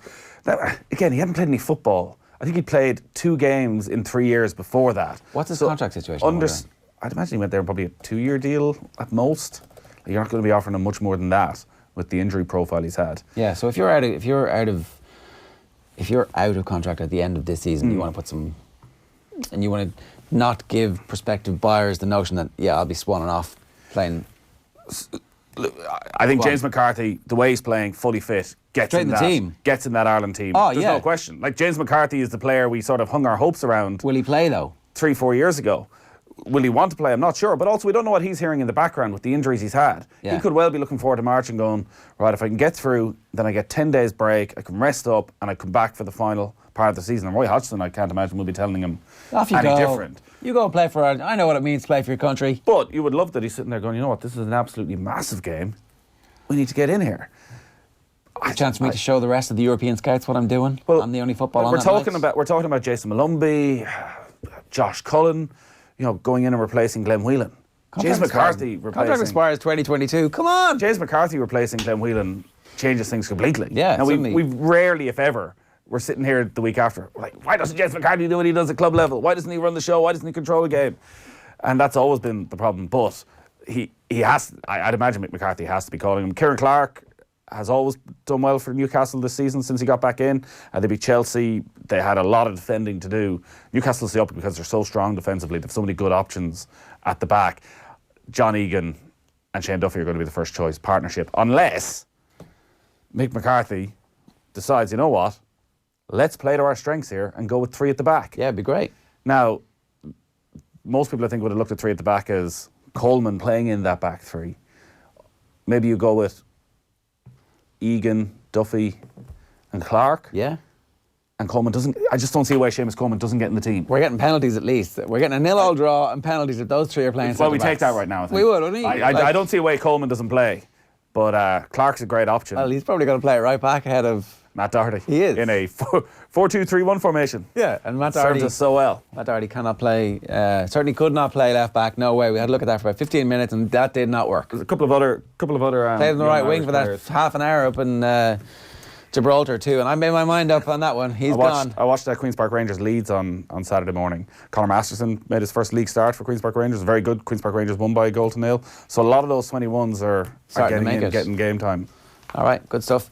8:39 this morning here. If you've got any thoughts on the Ireland situation, share them with us here. We'll give you our WhatsApp number in the next couple of days as well. Tom Malone's in next for the sports news. Let's go back to Turloughmore, the All-Ireland club title, the intermediate club title. I don't remember an intermediate club title victory overshadowing a senior club title victory as much as Turloughmore are currently overshadowing Ballyhale. Ballyhale did something fairly remarkable as well, but so don't sleep on that. But anyway, MT also caught up with their captain Shane Walsh after Turloughmore won the intermediate final on Saturday. Have a look. I'm joined now by Turloughmore captain Shane Walsh. That was an interesting one. It was unbelievable. It really was a crowd pleaser game, if you want to call it that. End-to-end stuff throughout. Didn't know what way it was going to go. And lucky enough for us, it slipped into our favour in the end, I suppose. I don't know if I'd call it a crowd pleaser for Turloughmore for the first 20 minutes anyway. No, look, we struggled kind of getting into it, but what that probably went down to was we actually hit probably 2 or 3 wides there. Usually they could go over here like that, and then you're looking at 3 points a game or anything like that. Sometimes they just took their opportunities at the start of the game. We didn't panic or anything like that. We know we've been teamed that we've been getting goals. I'm sure we get two or three today. We've been getting that kind of all kind of year, so we know our top opportunity was going to come. Just when they come, you just have to take them. Were you nervous? Is that why maybe you had a bit of a slow start? No, to be honest, I wasn't. Usually I would be around like that, but I think the whole day was kind of a nervous thing. And when we got into the playground in there, if you want to call it beforehand, that's where we kind of released it all. And when you run out into that pitch for the first time, that's your whole thing is gone. Really, I thought there anyway, I wasn't nervous at all coming into it because I felt there was such a build up to getting here that when you get out to here, you can just release and let off yourself right like that and try to enjoy the whole thing. I spoke to Grace outside before we came in. She did an interview with us because, we needed to have one Walsh representative today, and obviously none of you guys were available. She's the best hurler as well, apparently. But while I have you there, she was saying that you worked so hard to become captain. You put so much effort into it. Depends what she told you now. I know. Is she lying to me? She's telling a half-bit truth. So they're going around saying that I was canvassing for the captain or like that. That wasn't the case. I live up in the house in Kelly's Corner, basically is what we call it. There's 3 or 4 of us up in the house. And I said to the boys, I said, I'm going to be captain this year. I was going to curse there, sorry. I'm going to be captain this year. And I'm going to lead us like that. And I was only messing like that. When I went down to the actual thing then, I ended up getting captain like that. So look, who's going to complain now? Well, were you handing out the brown envelopes? Is that how did you make sure you got it? No. I only said to the boys up in the house messing like that. Look, I ended up getting like that. Look, that doesn't really make a difference, to be honest with you, out there. It's only who talks there. We have 15, 16, 17 leaders out there. Like we have lads, when I was a young lad coming up, I was admiring the hardness of Stevie Marr. You have Paul right there playing the county, Mossy Keown. So we were looking up to them lads. And they've been leaders for us right that. So I was literally just a name thing on it right that. They're all the leaders in there. Well, look at the leaders are in there now shouting, so I'll let you go and celebrate. Thank you very much. And thank you. Thanks a million. Thanks very much. Yeah, so that was Shane Walsh as brilliant off the field as he was on it, and in his post-match speech as well. Brian Cuddy would never do it, but I'd get him in that Kilkenny squad just for the possibility of the greatest. Motivational speaking. You just bring all the Welshes in. Yeah. Tom, how are you? Good morning to you. No, we need him. No, he's finished. He's done. He's got other things to look after. Are we going to talk about Cheltenham first? Yeah, quick word on Cheltenham. Obviously, big race of the weekend was the Clarence House Chase. There was no Altior in it, but it was kind of a big rematch of the Dingle Creek where Anderson had his absolute perfect conditions. So it looks like he was going to line up and be really, really competitive against Defi de Soy. But on rain softened going at Ascot, but Defi de Soy absolutely kicked him out of the way and is now the 2-1 favourite for the champion chase on the second day at Cheltenham. So an interesting trial. The horses went off joint favourite, so everything seems stacked in Anderson's favour and William Mullen's horse's favour, but why? Defi de Soy put him on the performance of the season. So what's the story with Altior? So they're going to go up against each other? I would imagine Anderson will not run in the champion chase, so now we'll have Altior looking to win the race again.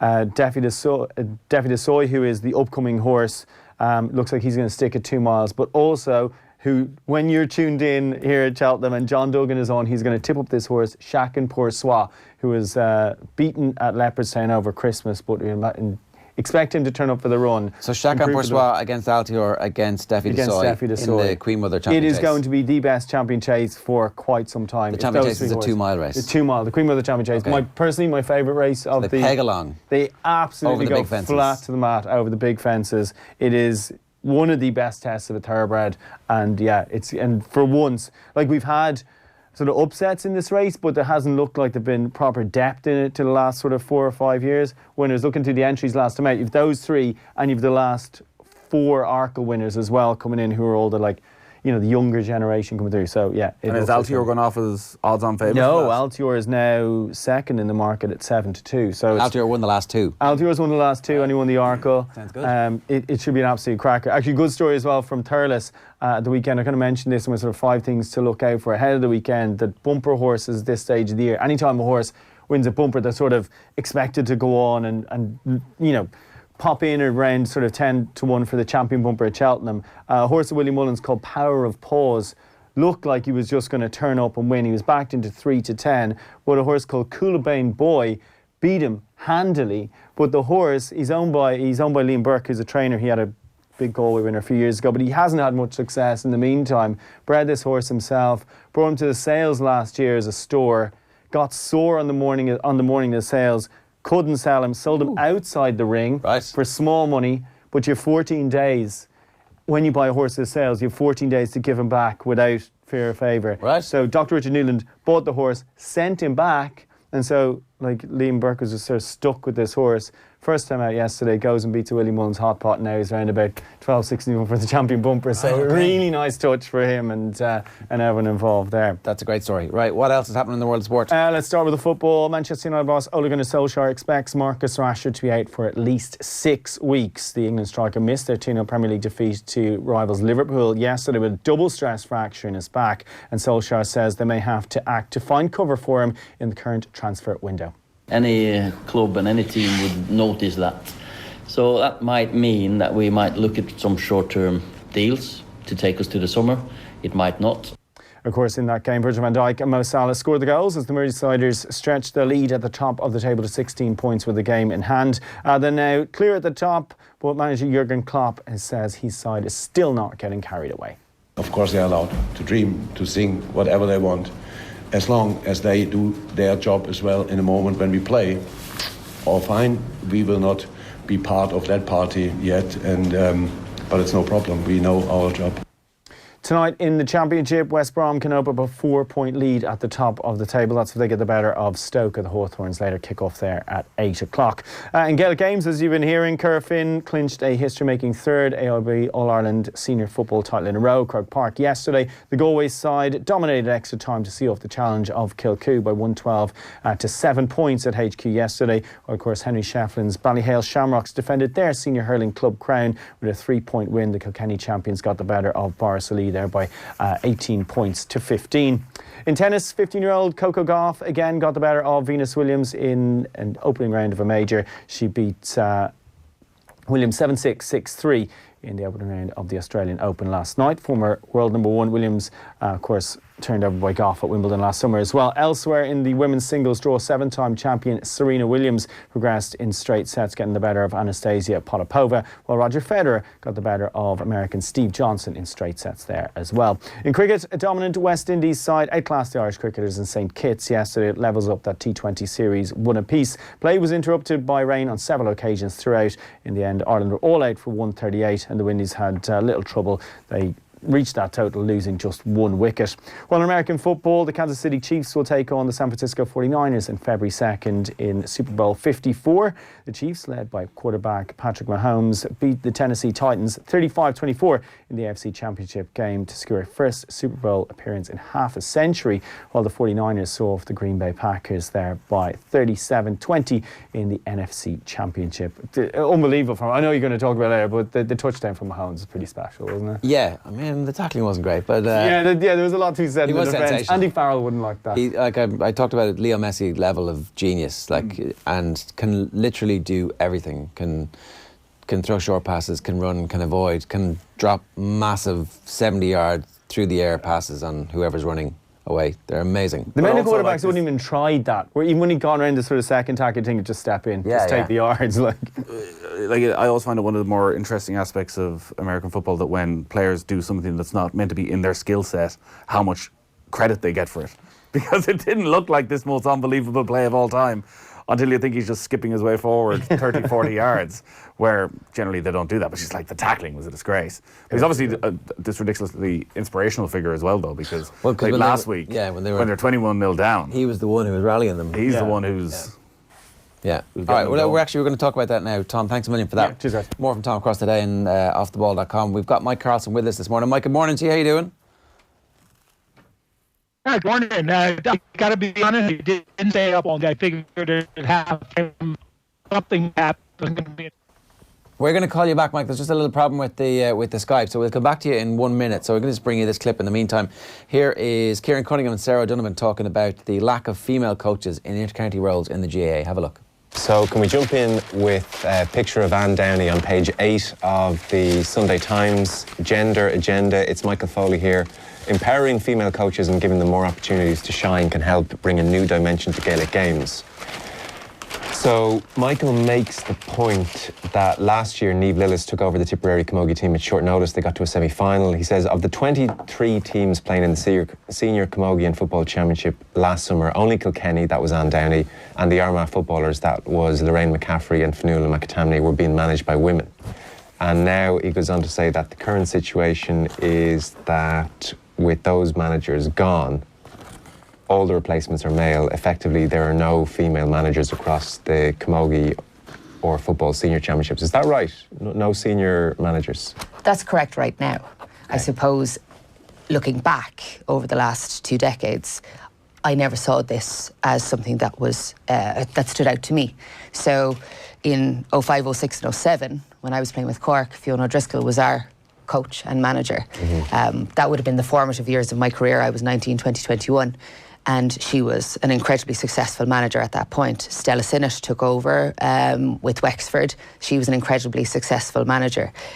I don't see it. I think right now there's nobody, but I don't think that it's a situation where there hasn't been successful female coaches. And I'm kind of disappointed that Michael Foley hasn't mentioned the previous success of female managers in Camogie and football, because they were there, they're just not there right now. More of that from the podcast. If you want it, you can get it wherever you get your podcast. Now, Mike Carlson rejoins us to talk to us about the Chiefs against the 49ers. Mike, good morning to you.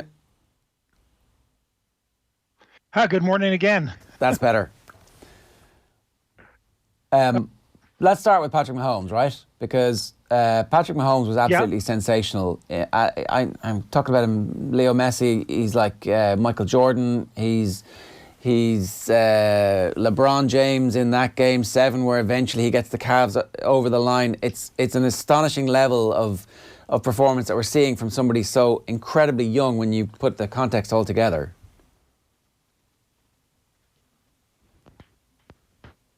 Yeah, what about it? It's not throwing a big, but the sense he has a veteran quarterback of knowing what's happened. There was an interesting bit from Troy Aikman in the commentary, who was a quarterback, pointing out that what Mahomes does is watch the receivers, and then watch the defensive backs. So he's actually throwing to his receivers in spots where the defensive backs can't get to the ball, which is a mark of a really talented quarterback. And this is a guy, I think, with basically, he's a gamer. He's got that athletic nous that the really great ones have, the ability to see the game in slow motion. And I think you were talking earlier about the way he seemed to just sort of skip into the end zone on that run for a touchdown. And it was as if the game was going in slow motion for him. And he evaded tacklers when he had to, and then he ran through them when he had to. Yeah, this was another come-from-behind performance against the Titans. And when you were talking about the match and the build-up, for anybody who was making a case for the Titans, they had to go up early, they had to get a lead, they had to be able to control the clock. They did everything they had to do to try and win the game, but still they didn't actually ever feel like they were capable of winning the game. No, that's exactly what happened. To win the game, they had to keep it close. They couldn't play from behind. And basically, from the first time that that they were stopped, when Kansas City got their first stop, you sort of got the feeling that was going to be it for the Titans. And as soon as Kansas City went up by a couple of scores, then they had to abandon their game plan completely, and there was nothing that they could do to keep up. It was like, the week before against Baltimore had come out and made mistakes in the first quarter. When Travis Kelce dropped a ball in the first quarter of this game, I thought, oh, here we go again. The Chiefs are going to hand them a lead and then come back, and that's what happened. But Tennessee's not really equipped to play from behind. It's hard to do when you're running a run first kind of team, a play action team that has to go up and down the field based on that. This team had a brilliant offense over the last 18 months, and everybody kind of knew that the offense was absolutely sensational. At the start of the year, though, the defense was coming in for criticism, and last year they fired the defensive coordinator in the aftermath of the championship game against the Patriots. So there were significant doubts. After week 11 this year, their defense is as good as anything in the league. So something happened in the middle of the season where they started to put it all together. I don't know what that was, but certainly the trend is absolutely their friend at the moment in terms of how they've managed to turn that around. What's behind that? Well, there's two things. One is Steve Spagnuolo, the coordinator. And if he comes up with a game plan to stop the 49ers in the Super Bowl, he's headed for the Hall of Fame as an assistant coach, because it was his game plan in 2007 that beat the unbeaten Patriots in that Super Bowl. And I think it took a while for the team to get what he was doing, because it was so different from what they had done before. But the other part of that was that they got players back healthy in the second half of the season, particularly Dee Ford, Chris Jones.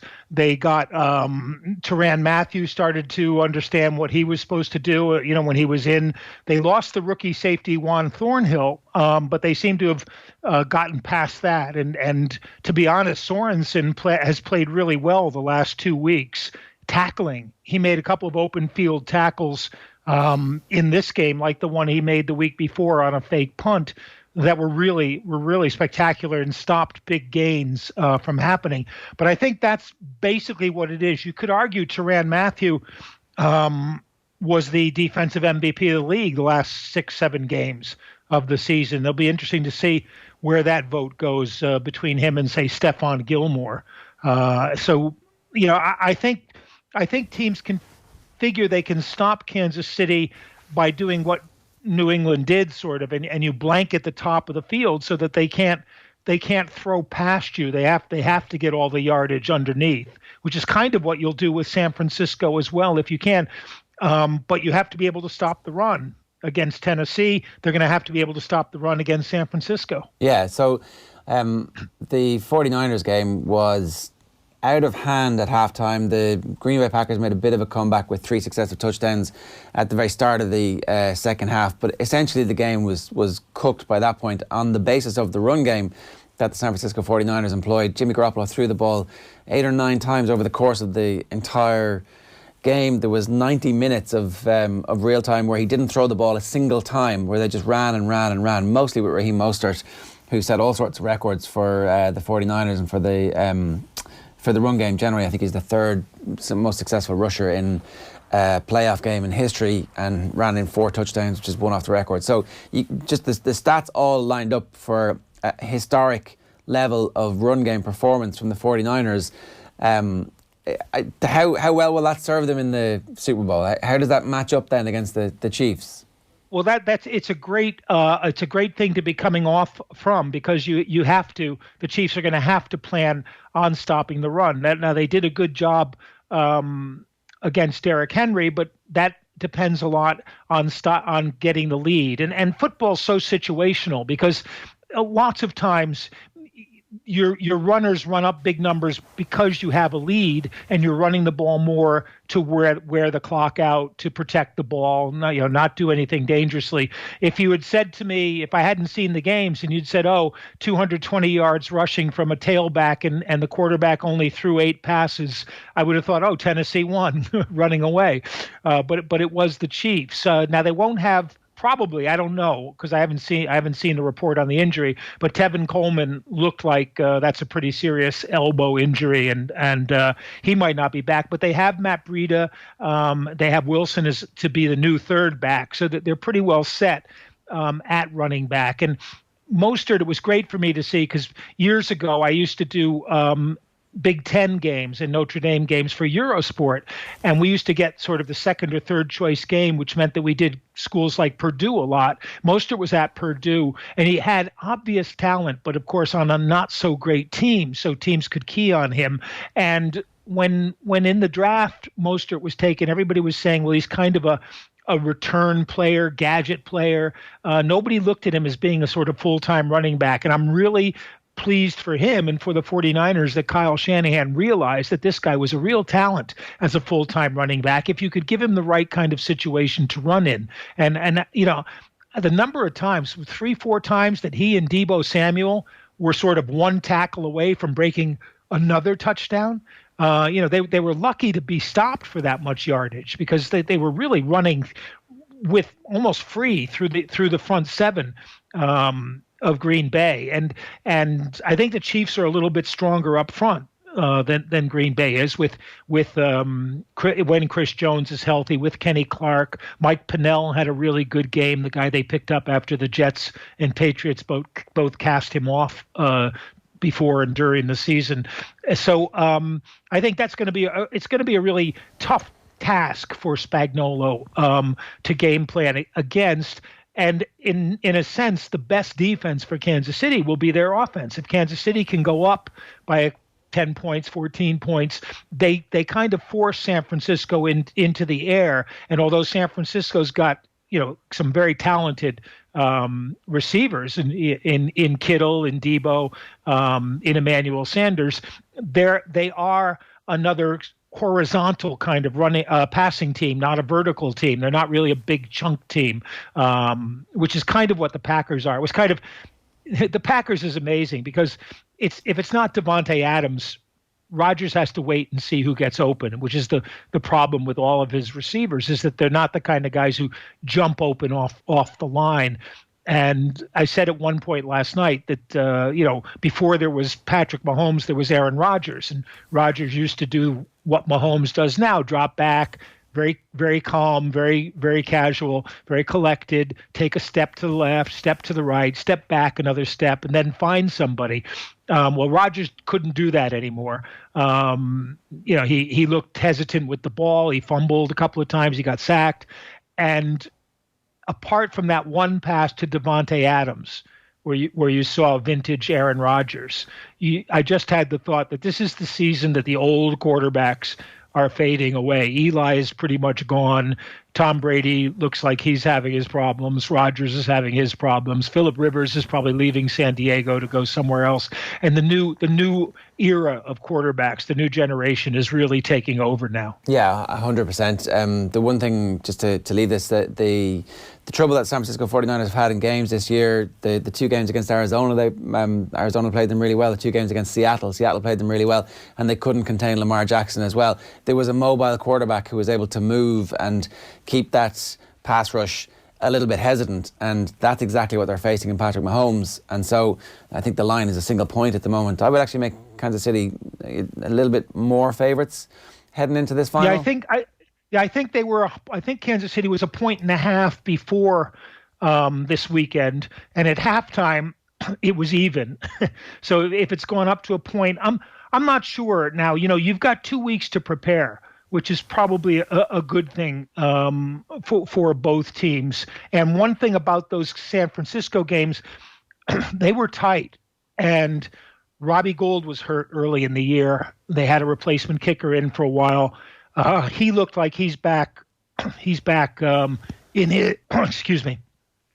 He's back in his top form. He had a 54-yard field goal. He was 3 for 3, and that means if the game's close, you've got two really good kickers as well. So I think the line will not go beyond about 1.5 to either team, and I think Kansas City probably will be the favorites. Although my bet noir of recency bias would mean that San Francisco, because they played more recently, probably should be the favorites. But I think teams will look. I think the bookies will look at that Kansas City offense and think that's going to be the definer, because it's based on skill, on one player's overwhelming skill, rather than the team's the coach's scheming, and that to me maybe will be the difference. All right, we're going to get to do this again in person on Wednesday night. You're coming over for a show. Yeah, I was hoping you'd give that a plug. I'll be over for the snap 6:30 on Wednesday night, and I could be caught walking around Dublin for an hour or so beforehand, and an hour or so on Thursday morning if I'm lucky. Great stuff. Well, we're really looking forward to it. It's already sold out, and anybody who's not coming on Wednesday night is going to get the opportunity to see it on Friday. I'm really looking forward to it. Mike, thanks a million for joining us this morning. Thanks, Jer. See you on Wednesday. That's Mike Carlson there, who is coming over to the Woolshed with us to do our live show on Wednesday. It's called The Snap, and if you haven't subscribed to it already, you can wherever you get your podcasts. Best places on the Go Loud app, and of course you can see it on all of our social channels live every Friday afternoon at 1 o'clock. Now, Kevin Kilbane is still on ice. There's the rest of our top stories, and also Deal or No Deal. We're going to be back in a moment. OTB AM. This is OTB Sports Radio. Off the ball. It was like Rog Cam every time you kicked. Yeah, it was tough. It was, and again, what you learn from that. Myself and Dave got together after that World Cup, and I said it to him. I said there was a couple of kicks where I'm lining up and behind the posts, like Rog is there, and he said next time that happens in a game, I said I want you to have him as your target, and he just put the ball right between his eyes. Off the ball. Weeknights from 7 and weekends from 1. This is OTB Sports Radio. OTB AM. Right, you're very welcome back. Top 5 stories here on OTB AM this morning. We've already talked about Turloughmore, intermediate club champions, overshadowing Ballyhale, who obviously went back-to-back. And, that Ballyhale victory against that Boris team. That Boris team is the other kind of thing that we're talking about, the club. They're not one of the super clubs. They're one who actually get on a roll. I think 3 points was the biggest winning margin of any of the games they played this year. An incredible season that they had. Corofin obviously have done 3 in a row now. Remember that great night we had up in Crossmaglen? Yes. Me, you and Joe Brawley. Yeah, it was good. Where were we? Shorts Bar? Yeah. Well, I'm going to get a warm welcome back in Crossmaglen, Ger. You not so much. Why? Because I said that Corofin were the greatest club team of all time. I said Crossmaglen, and Crossmaglen have given that a nice retweet. So they'll be welcoming me back with open arms. I think we can go and make the case to them. That was a good night. We'll go back up. If they have us back, we'll happily be back up. Champions Cup and Kilbane on ice. Going to get to Kilbane on ice in a moment. Champions Cup is the story of what the hell happens with Saracens now. So Leinster have been absolutely imperious. There was a dogfight for them in Treviso. I watched a good bit of that game on Saturday afternoon, and it was like 3-0 and then 6-0, and then eventually they were 3-0 up at half time, which meant that on their 2 trips to Treviso this season, there were 6 points scored in the first. Was it not Zabri? Was the other one? Was it? Was it? I think so. Yeah. Oh. Yeah. So that was the 6. That finished 6-0. Yeah. No, fair point. And then in the second half they just wore them down. But their defense was great, and it must be very difficult to get completely motivated for those games when you know you're already through and you know you're facing a team who aren't that good. Well, they at least actually had a bit of motivation because they weren't guaranteed top seed, and the home quarter final even. The way it had worked out, and it was always looked likely, and they were never going to lose that game. Yeah. So there was enough motivation, I think. And also, you're 2 weeks out from an Ireland at 6-0 up Nations game. Absolutely, yeah. So at 6-0 up, though, they were still defending on their line. There was a few opportunities for the Italians to score, but ultimately, there's a sense that mates of mine who are Leinster fans are going, "Oh bollocks, Saracens." I actually think that's the perfect game for you. We just don't know. What is going to happen with Saracens between now and then? So Liam Williams. Is he gone? Goes to Scarlets now. Do 1 or 2 more to players?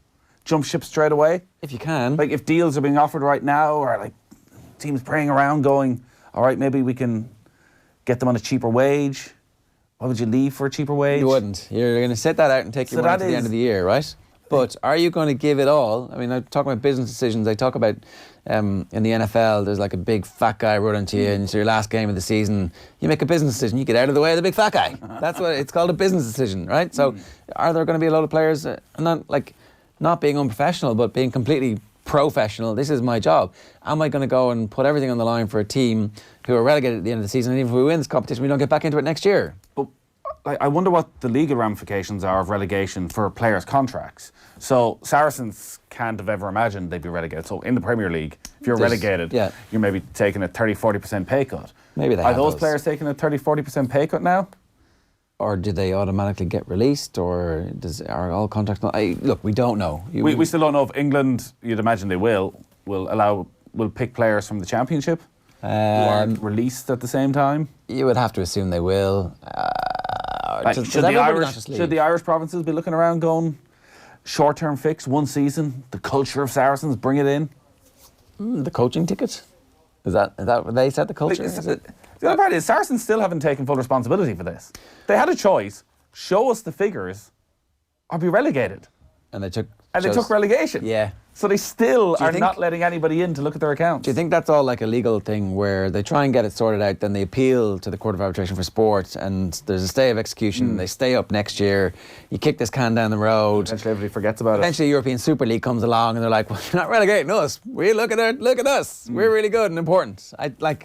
Is this a done deal? Well, the Premiership have similar owners to other rugby competitions. How are they going to take their star team, the best team in arguably world rugby, not been part of their top division? Maybe they're going, you know what, let's bring forward these plans for a European Super League. Let's not waste the next 2 years Saracens, who may, there's always the potential, they never come back, in that owners decide, you know what, screw this. Yeah. Screw you all. That seems unlikely. It's the type of thing. It's Juventus, Calcio Mercato. It's or whatever it was. What was that? What was that scandal? Calciopoulos. Calciopoulos. Was it? Yeah. Sounds a bit Greek. Calcio Mercato is the newspaper. I can't even remember what they were. But anyway, you know what the story is. They come back up and then suddenly they haven't lost a league title. It's basically like Celtic and Rangers. They're 9 in a row. Yeah. I don't know.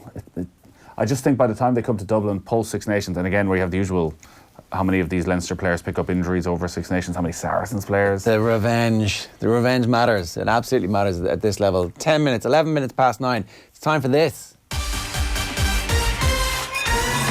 Hey! That's the theme tune. Kev, good morning to you. Good morning, lads. How you doing? Tell you what, he's looking better by the week. Where's the bathrobe with your initials on it? Oh yeah, I've left that. That's in studio. I can't bring that home until we're complete, until we're done. Thought I'd have been able to bring it home last night, but it's not to be. Very good. How was last night? You survived. Yeah, skin of my teeth. I think that's what it was. It was good. It was good. I was relaxed. I actually thought that the skate during the show was actually okay. I felt good with it. That's what I'd worked on all week, and then you literally get 20 seconds or whatever it will be just to get yourself right before you go on for the skate off. So I felt good though. I felt fine. But anyway, we live to fight another day, and thankfully this week young Murphy can get over this weekend to see us. So that's what I'm delighted. You're going to be in the crowd when they pan to the crowd. It's going to be like, oh, have a giant Mayo flag ready and waiting. I'll tell you, I haven't seen my wife this excited in a long time. Hey. Oh, yeah, it'd be good. It's a good show. Last night was good. It was quick. It's so fast. I mean, I was second on, and it just seemed to go 10 minutes later. All of a sudden, they're doing the results and the elimination, and then you're straight on again. So it goes so quick. It's fast, but it's a good show. Yeah, it was good last night. You definitely felt like you were enjoying it this week as opposed to last week, which was like nerve-wracking. Yeah, definitely. Last week was tense, and I certainly didn't feel as comfortable as I did this week anyway. And as I said, honestly, we'd had 3 days turnaround really on the routine. So 3 days, quick shot, trying to get that routine in place, and then because you have to keep that skate off. Obviously, keep with it. But this week we've hardly done it at all. I was probably better prepared to do that skate off last week than I was this week because of the short turnaround on the main routine. I didn't see last night's dance, but I thought week one was very good. It was obviously you'd put a huge amount of preparation into it. Like this week's the difficult second album, whereas you've your entire life, you'd months to prepare for that first dance last week. Suddenly, was it literally a case of you went back in Monday morning and you've never thought of or seen this dance before, and you've got what, 4 or 5 days? Well, Monday morning we went in. It was performed for me, so obviously we got the music, listened to the music, performed for me. I filmed it, so I recorded it, didn't do it at all. On the Tuesday, I just literally watched it back. We had a day off Tuesday, and I had Wednesday, Thursday, Friday, Saturday just to do it. So I had 4 days, but really it was 3 days because it was a Tuesday, it was a Wednesday, Thursday, Friday to get it right for Sunday. Yeah. You can't be taking a day off. I had to. It was, the week before was a joke. It was long days the week before, so I had to have the day off on the Tuesday. I felt better for it. The routine was better last night, Nick. If you watch it back, the routine was way better. Yeah, I'll watch it back. I know he was like he was gliding out there. There was never any. You would never felt like there was any chance he was going to fall over at any point. I know. Realised. No, there was a little wobble, but there was less missteps than there was the week before. Yeah, absolutely. So you won the dance off 3-1.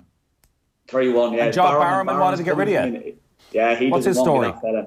I tell you, I don't know what the story is. He keeps on coming to me asking for advice on football. He's got a nephew that plays up in Scotland too, so he's looking for a bit of advice. He's trying to butter me up before the show. Get him a trial or something. Get him a move. That's all you got to do.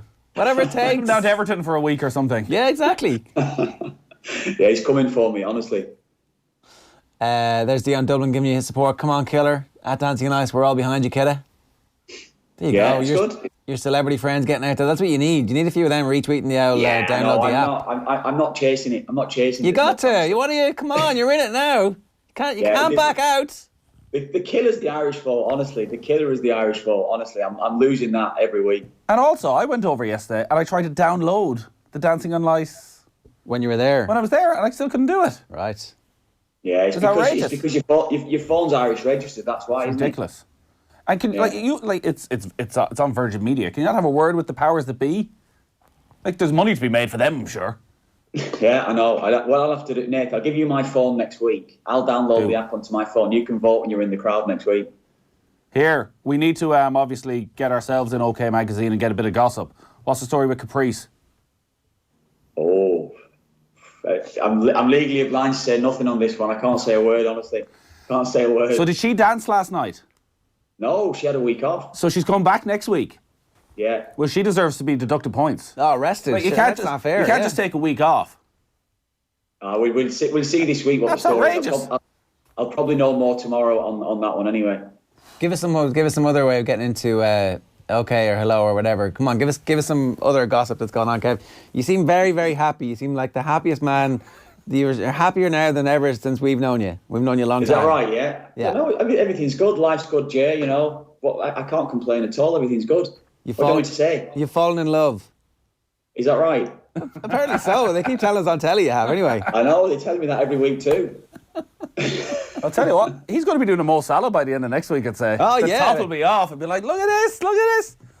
This was the first bit of advice I gave him. Day one when he said it, said, you want to get yourself in shape because the top will be coming off, and I think he's ready for it. Is that? I haven't really been to the gym. I did a couple. Honestly, I've only done a couple of days in the gym, but it's honestly just stood in a pause where you're kind of holding your posture basically for 2 hours a day, where you're kind of just tensing up basically for the whole session, trying to keep your body. That's how it is.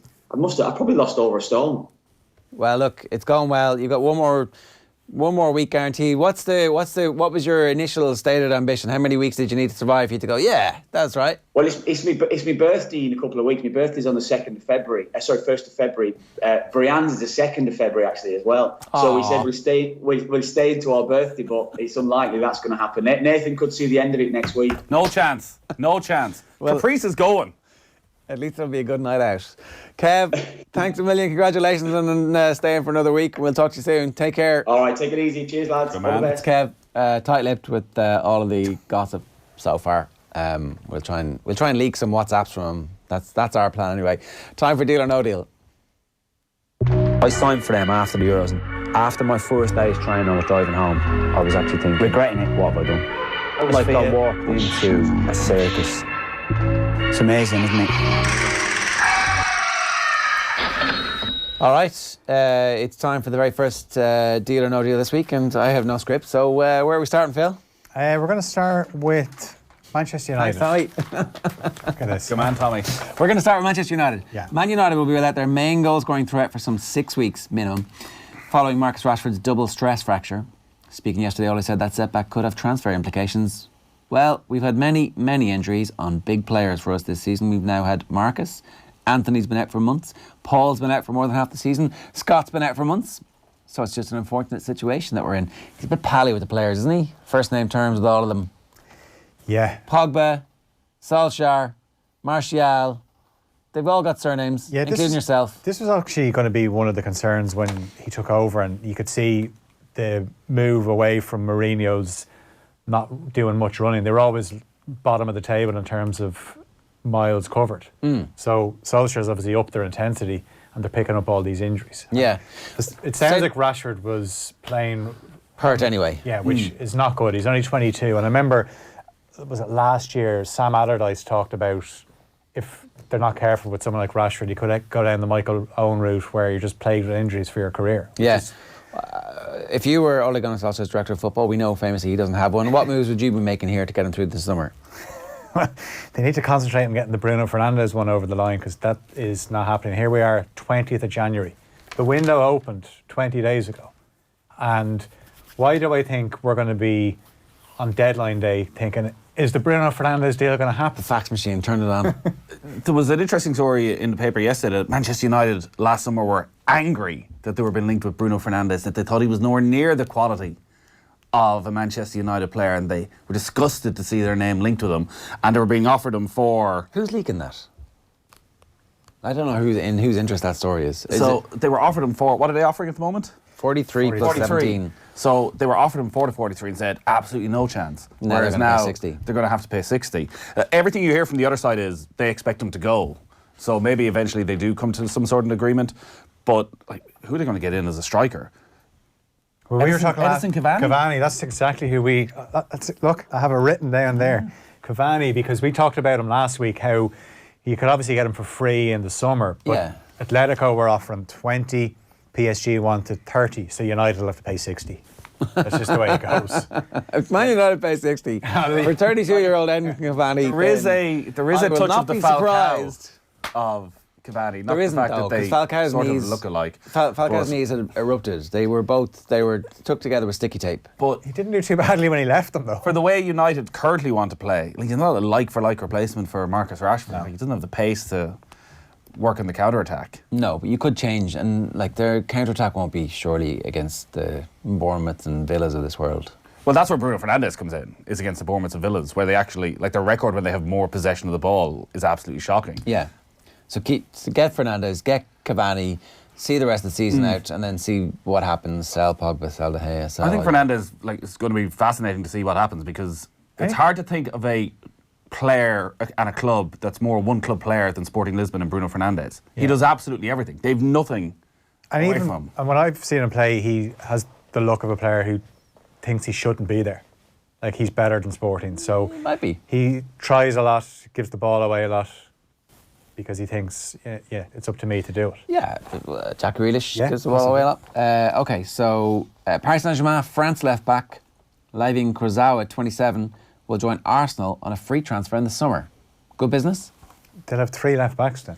They'll have Tierney, Kolasinac and Kurzawa. They need one now, because obviously Tierney's got the shoulder injury. Saka played there at the weekend and actually did okay. But that was against Sheffield United, who set up hard to beat. Arsenal actually had plenty of possession, but I don't know if it's... Kolasinac isn't good enough anyway. He's not. He can go. No, Tierney is better than Andy Robertson. Bullshit. Is injured all the time.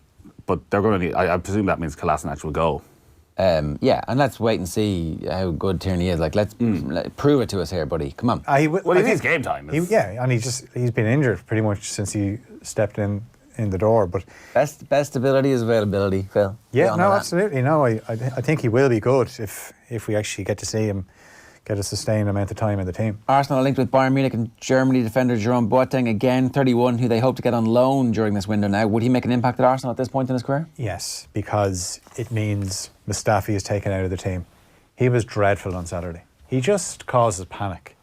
That if a ball is played into a striker, you can be sure Mustafi's going to come in sliding in behind him. He just can't help himself. And go and buy Nathan Ake. Go and spend the 50 million. Is he really that good? He's better than Jerome Boateng. He's young. He'll have resale value. He'll have everything you want. Get him when... You can plan for the next 3-4 months, and then he's ready to go for the start of next season. Why not get Boateng on loan? It's Kieran Clark turned into a defender who will do a job at this stage now. He's fit. If he's 30, got to that level of See, like you go to Arsenal. No, you get Aki on a free when Bournemouth get relegated. Or not free, you get it cheaper even.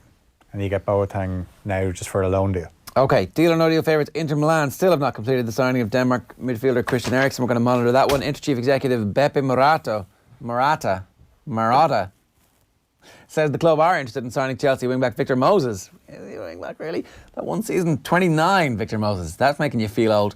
He's on loan at Fenerbahce. Until Matt Doherty came along, he was the best wing-back in Premier League history, I'd argue. Blues striker Olivier Giroud, 33 as well. Inter also remain keen in signing Luka Modric from Real Madrid. We're going to monitor Inter's activity over the next few weeks. 34-year-old Luka Modric. Luka Modric, the Premier League should be snapping up Luka Modric and giving him whatever he wants for the next 6 months. If you're one of those teams who needs a midfielder. If you're Manchester United. Yeah, give him give him 18 months. Absolutely. He'd be brilliant. Even just for the personality. Giroud is also a target for Aston Villa. Nathan, can Giroud save Aston Villa? Are Villa going down? Host Watford tomorrow night in the archetypal six-pointer, and they're going to get hammered by Nigel Pearson personally. Villa need, all these teams need somebody who'll score 8 goals between now and the end of the season, and that'll probably be enough to keep them up. Olivier Giroud could do that. Olivier Giroud, Jacques Grealish. Giroud, part of his issue is going to be if he goes to, say, Villa, they need somebody who's going to play every week. When was the last time Olivier Giroud started 3-4 games in a row, played a full 90 minutes, was able to do that? Is he not able to do it? Is it just He may well be, but he hasn't shown he's been able to do it. He hasn't had the opportunity to do it. Quite well rested, I would say. In a team where you're probably going to have to get around the place quite a bit. Like, Wesley didn't just stand there. Part of his impact, as little as it was at times, was he actually put himself about a bit. But who else can Giroud puts himself after? about, but the problem is, like he's not mobile enough. But if they sign Giroud, they're obviously going to change their approach where they're going to go more direct. Or at least your ability to score from set pieces is suddenly enhanced again. They were great from set pieces earlier on in the season. Just need a little bit of confidence, but it does feel like it's slipping away from them at the moment. The other big story that's in the papers, it's an exclusive in the Express, so therefore it's 100% factually correct. Manchester City are ready for PSG to make a mammoth offer to lure Pep to Paris next season. Guardiola has 1 season left on his contract and insists that he will manage at Manchester City next season. If he walked away now, what would his legacy be in the Premier League? Is he a failure if he walks away after being schooled by Jurgen Klopp and without winning the Champions League? Well, he could still win the Champions League this year. Like, Manchester City not winning the Champions League last year and the criticism they got is one of the great overreactions of all time. That goal that was disallowed against Tottenham, that doesn't happen. This season it doesn't happen because of the new rules. But also, if he was to go now and they don't win the Champions League, he'd be remembered as the guy that played some of the best football we'll ever see in the Premier League.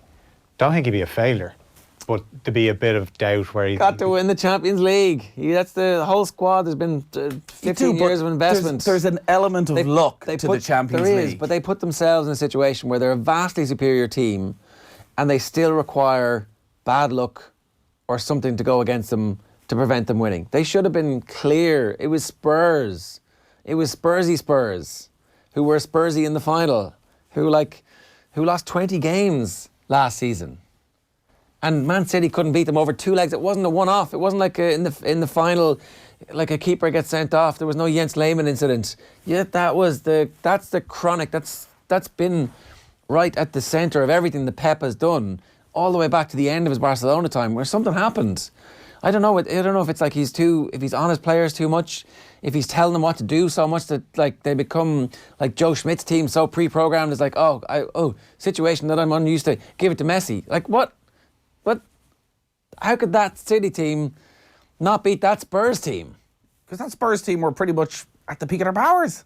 In those 2 games only. Like, they lost 20 games last season. Loads of crap teams beat them.